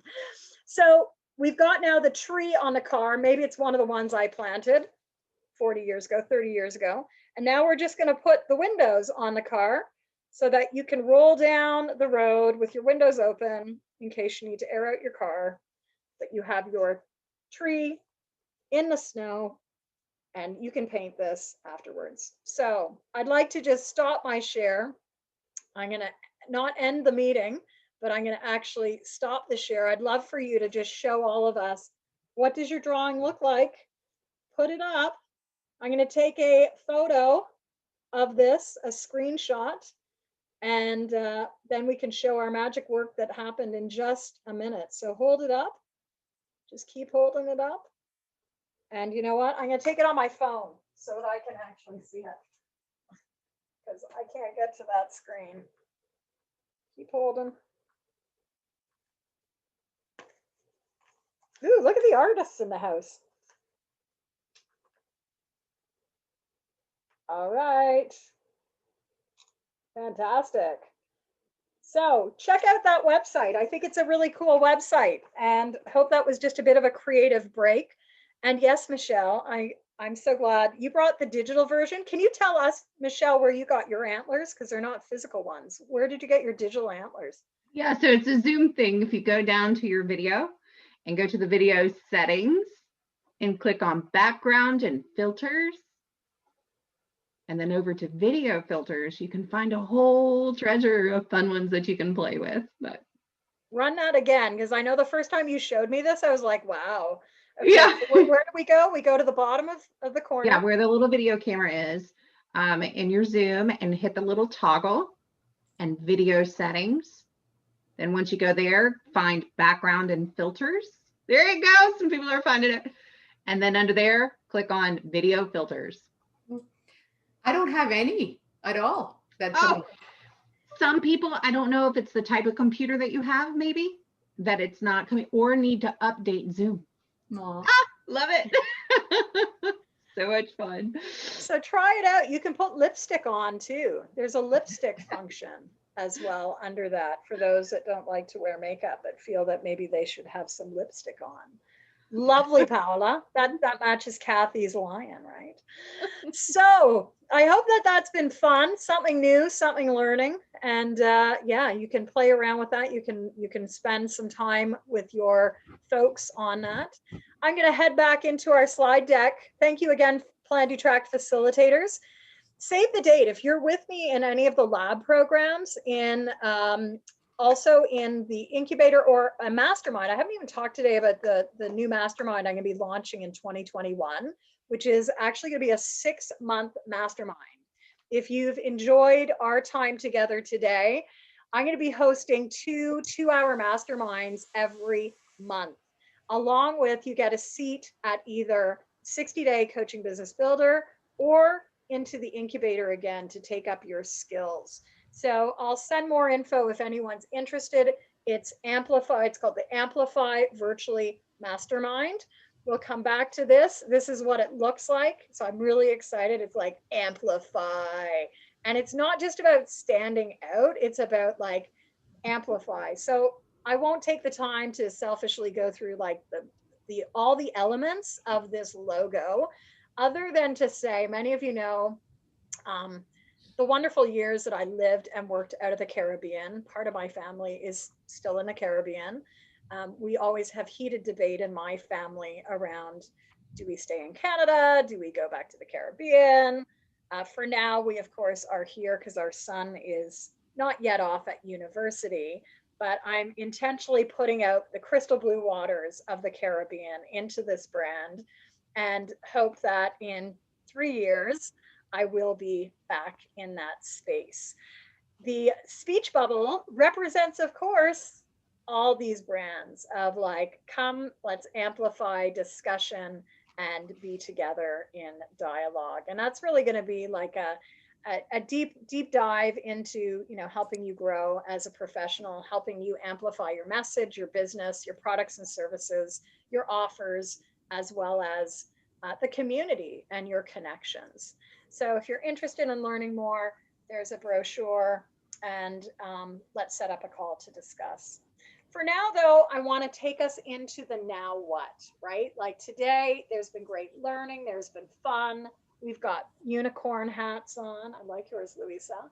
And some brilliant presentations. And it really is now about the now what. Where are we going? What are the next trends? So I want to share a little bit about, you know, trends I'm sort of seeing on the horizon for 2021, because part of my work as a coach and an author and with the people that I work with, it's really helping you not only identify where you want to go, but also saying like, here's what we're seeing from research. here's what we're projecting, as well as some of the potential trends, so that you can stay ahead of the curve and not be running to catch up. And just like this great graphic, right? Like, I think most of us, including myself, are going to be excited to like say bye-bye to 2020. It's been a great year, but it's been a very difficult year. Many of us, myself included, have had, health issues on multiple levels. I was very sick at the early part of the pandemic, which they said was not COVID, but after my hair started falling out, I was wondering, like, really? Then my dad being in hospital twice this year as well. It's like been a difficult year. At the same time, we are so connected, right, to the emojis, right? We have been able to connect in with wonderful people, take our creative pursuits out, hopefully find some time for brainstorming as well. So this little next bit is just to highlight some virtual, remote, and digital trends, things on the horizon, I think, for groups, teams, and businesses in the next year if they are not there already. And I think some organizations are already moving into this space. So for yourself as a business, think about how you might be supporting these elements or not. And I think I keep coming back to, it's not I think, I know that I keep coming back to this. What are we calling our work? Because the nomenclature of our work continues to shift in so many ways. If you've been with me at all this year, in the last 6 months, I've been saying and asking the question, what do you call your work? So are you calling your work virtual these days, digital, online, or remote? I've just done a poll. I would love all of you to vote and let us know, what are you calling your work right now? Is it online? Is it virtual? Is it digital? Is it remote? There's no right answer here, but I think it really speaks to, we are all in a space that is multi-layered. And so I keep asking this question because as a writer, I want to make sure that my work gets out into the world and is recognized. So almost everyone has voted. Here's what our group says. I'm going to share the results. 79% of you call your work virtual. 21% of you call it online. Now it's interesting, people who probably follow me are maybe more in the virtual sense than the online sense. Many, I think, if we're working with a team, interestingly, I think, listen to teams across industries. I am hearing a lot about virtual conversations, but remote work, right? Like there's a layer there. Online, we could be developing online courses or digital courses. I've just spent, not all day by any means, I spent like pockets of the last 3 days at a digital marketing conference. Fascinating, absolutely fascinating in terms of like, we are incorporating and doing the things that most digital marketers are just starting to do. And that blows my mind to have been at a conference called Digital Marketing, where the marketers are doing what we do as business owners. I'm not a marketing specialist by any means, but certainly I do hold my own weight. So thank you, Melissa, saying she goes back between virtual and online. And there's no right answer. Again, we need to put our clients in the space. So with that, like this, you might be finding that your work is continuing to go through different iterations as you step into 2021. I think a big one that will be on the horizon, hopefully in sooner rather than later, will be the reality of the hybrid world. Right? And people have found that remote work is complex, but hybrid work is even more complex. And so our discussions today and this week around, how do you really help people thrive in the remote space is going to be of continued importance as we think about the hybrid world. Hybrid in this sense, meaning some people may be in an office space, some people may be continuing to work remote. Some organizations, because of economics, will be shutting down certain locations, but yet still having like other physical locations that remain open. So how do you build teams? How do you build organizations? How do you maintain and scale cultures, organizational cultures, team cultures?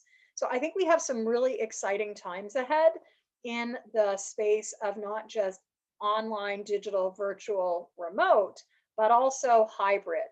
And this is actually right now, my writing project right now is working on a manuscript that I've been sitting on for 2.5 years around virtual and remote work. but I am now going back in and adding a whole hybrid layer because I think the next iteration truly is going to be hybrid. Just on that, and I know many of you have come for like resourcing.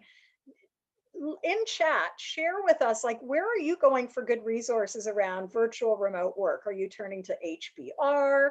We heard a couple of people mentioning, I think Kathy was mentioning that collaboration work,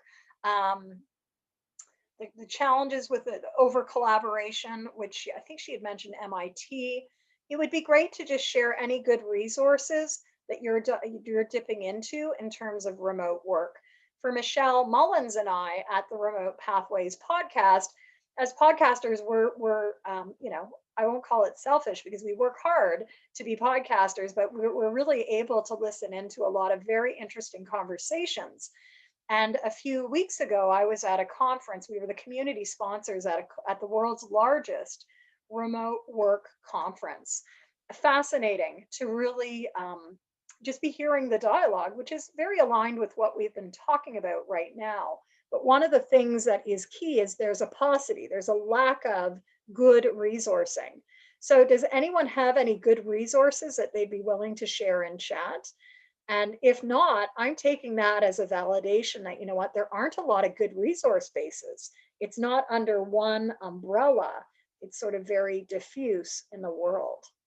So take a moment, share with us if you have any resources around that, because I've realized, and this has been a multi-year journey, really, you know, to be heard in today's space, of course, it's about the consistent messaging. And as much as, you know, I will say on my part as being a podcaster and a writer, I'm always amazed at like how big the world is. So I'd invite you to think about, how do you want to be showing up in 2021, right? What is the consistent message you want to share? Where do you want to share it? What type of events do you want to take people through? If you've never heard me speak about the virtual learning ecosystem, which comes out of effective virtual conversations, there are many different ways that we can be having conversations. Most of us on today's call, I think, would be in this coaching, team development, facilitating peer learning realm. We, of course, are getting pulled into meetings. Some of us may have video-based learning courses, online courses. We have educators on the line, and certainly a lot of educators who will be listening. And then, well, often when I'm presenting, I'm speaking to e-learning specialists, right? So people who are designing asynchronous learning as well as synchronous learning.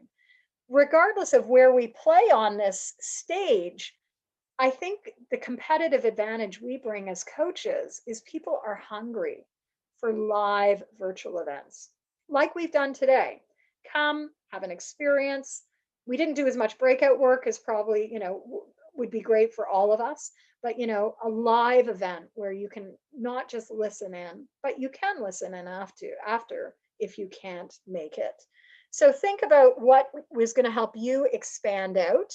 And the beauty of that is it goes back to something I said early at the start of the day, is it also helps us build that connection, right? As we get in our marketing vehicles or get in our programming vehicles, how do we keep aiming to build connection with people's context, people's connection to you, to others, the technology, and then what you are offering. So if you think about the world of work and the type of programmings I offer, different programmings are looking at different types of levers. If you've gone through Virtual Facilitation Essentials with me, it's all about becoming a better facilitator in this space. It is about taking the technology to get the content out in the world. If you've been with me in Group Coaching Essentials, it's about helping people connect to you, to each other, so that they can have those conversations moving forward. And certainly the incubator is really about that whole spectrum. As I roll out the masterminds in 21, 22, and going forward, there'll be months that are earmarked to each of these different layers and elements.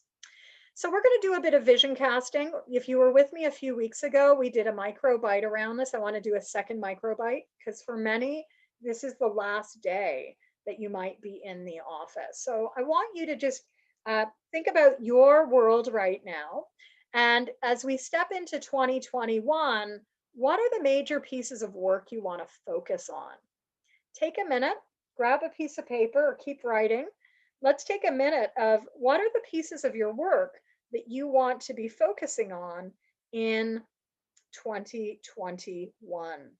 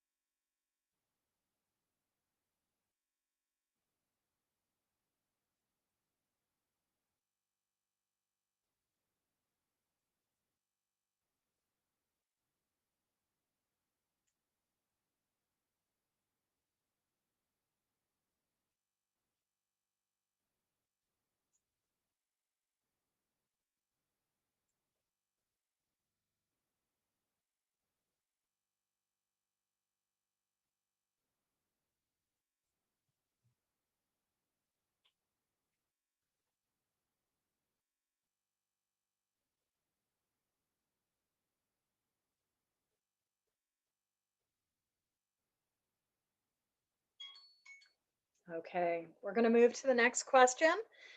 And I'd like you to think about the resources you need. We often don't think about what's going to help us get there. Are there people? Are there financial resources?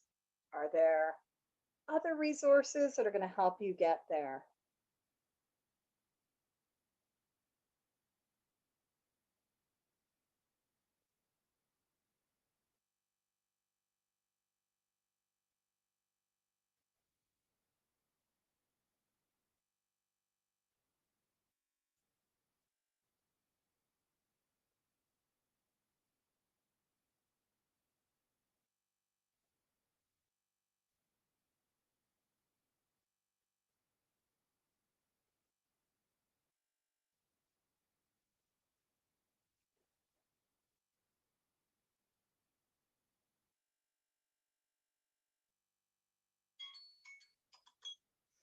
Okay. And we talked a while ago about some of the PlanDoTrack resources. So for Michelle D and Michelle M, here's a digital version of one of the pages.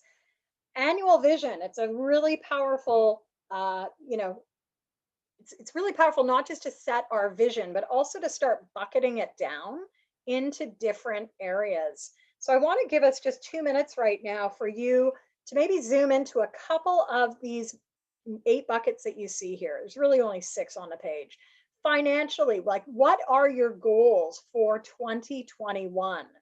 As business owners, we may feel a little uncomfortable setting a financial goal, but I want to encourage you to actually put a number down.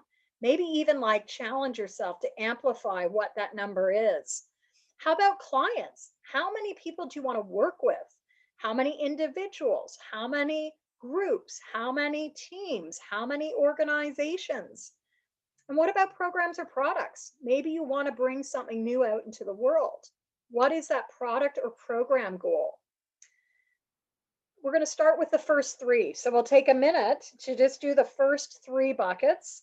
Okay, so financial, client, product, and program. What are your core goals in those 3 areas for 2021?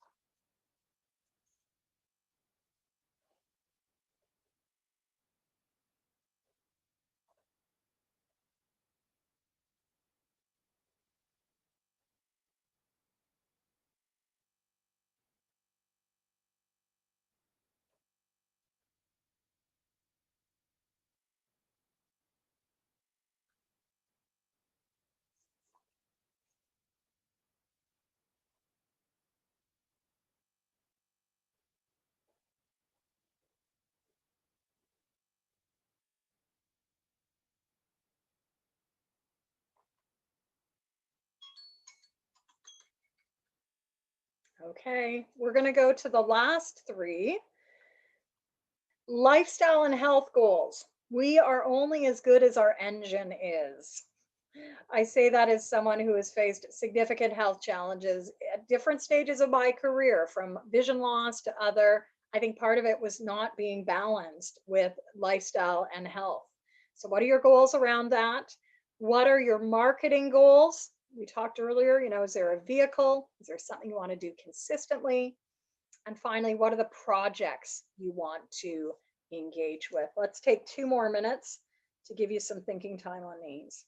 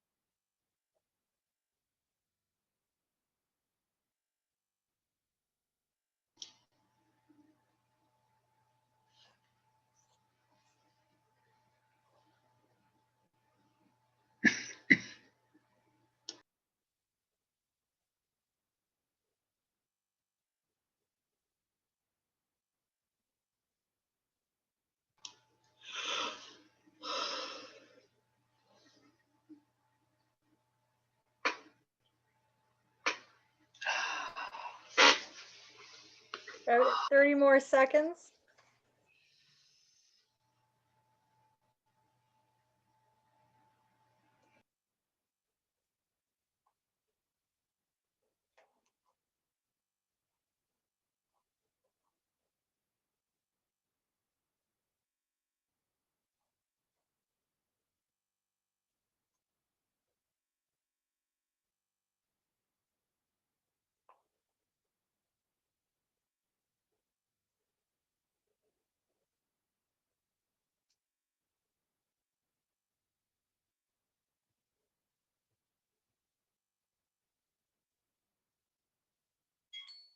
All right. And one more, which is, what do you want to put on your vision board? We've talked about a few of them. If you were to fill in these different elements, what would you put in these different photo spaces or post-it notes? Take a minute to just jot out what you'd put on your 2021 vision board.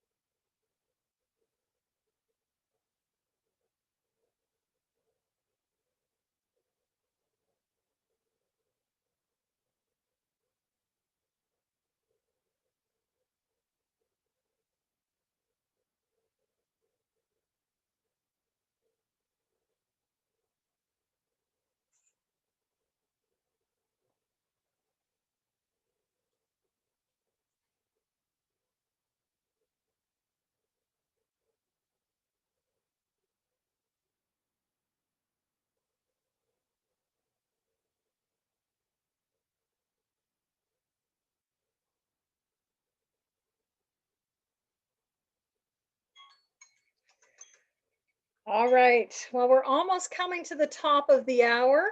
I think I've got a couple more slides that I will just leave you with, think of your priorities. I want to just get you to lean in here and see which of these photos captures your attention. Is there one of these that you want to layer on to what you've just put on your piece of paper? Maybe it's the puzzle piece, the lighthouse, the windy road, the computer. Pick one, add it on if it's of value and service. There's always one more layer to our work.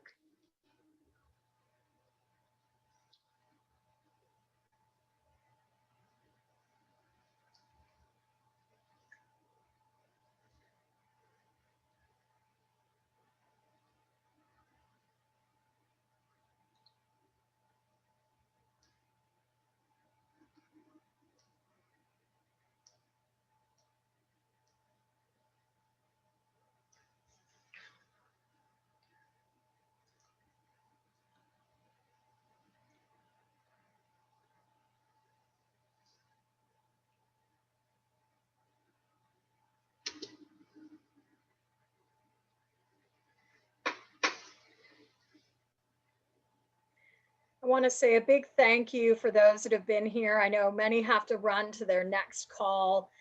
It's been so great to see you. I want to wish you a fantastic, fantastic holiday season. This is going to get uploaded. I hope that you'll note for yourself the theme of 2021. I look forward to continuing to support you in your work in lots of different ways. Know that with a format like this, might do another one mid-year. Certainly I'm going to do another one of these at the end of next year. But the challenges will be back in 2021. So do join me. Maybe you'll join me for Amplify, or let's set up a talk. And actually you can take your card, you can actually take your phone right now. If I clear this space, you can take your phone and you can scan the QR code. That'll take you to a QR code, obviously. And you can, if I can move us out of the way, you can actually scan it and it will take you to my booking page for the next few days if you want to meet up before the holidays. If not, you know where to find me in the remote world. Thank you. What were people's biggest takeaways? What did you enjoy? I'm going to stop sharing here so that we can see each other before we go. What was a key takeaway for everyone? Michelle loved spending time together. What did you like? Luisa, what was enjoyable for you? I enjoyed the learning from others and sharing some thoughts. Nice. Paola, thank you for presenting as well. What was your learning from today? Yes, so thank you, Jennifer. I just written the power of connection in a virtual space. Yeah. Now we had our Michelle's as well. Michelle B, what was your learning today or your takeaway? Oh, I just wrote in the chat the rich tapestry of our work and our connection. Very grateful for that. Well, thank you for adding to the tapestry, as well as you, Michelle Mullins. Everyone knows where to find their digital hats now. Thank you, Michelle Mullins. What was your learning today? I just enjoyed being in this, the power of connection and learning from one another. So I enjoyed and appreciated everybody's voice here. Absolutely. Marty, I've seen you taking lots of notes. What's your takeaway? Oh yeah, the vision for 2021. And I'm delighted. Michelle Mullins is your co-host on the podcast. She is the podcast co-host. Michelle and I rode together. I listen to you guys all the time. There you go. Marielle, it was good to see you. What was your takeaway from today? It was all very good. I'm very selfish with my time. I don't jump on very many workshops, but when I saw this one, I said, this will be really good. For me, it was really the last piece, the vision piece, because we spend so much time thinking, but to sit down and even just to take, it's amazing what we can do in 10 minutes. 10 minutes. That's all we need. That's all we need. Well, thank you, everyone. Melissa, Jocelyn, Li Wen, Chiang Ming, Cheryl. Have I missed anyone? Thank you for being here in the 17th annual, hard to believe, 17th annual year-end group and team programs call. I hope you will be with me this time next year as we do something maybe even bigger and bolder than this year. But this stood out. I think this stands out virtually. If you're watching it online, please let us know what your learning was. And thank you. All the best to you, your loved ones for the holiday season. Continue doing great work, and we'll see you in 2021. All right, everyone. Take care. Yep. Thanks a Virtual lot, hugs. High Jennifer. five. Bye-bye, everyone. Bye, everyone. See Happy you New soon. Year. Take See care. you soon. Bye-bye. Bye.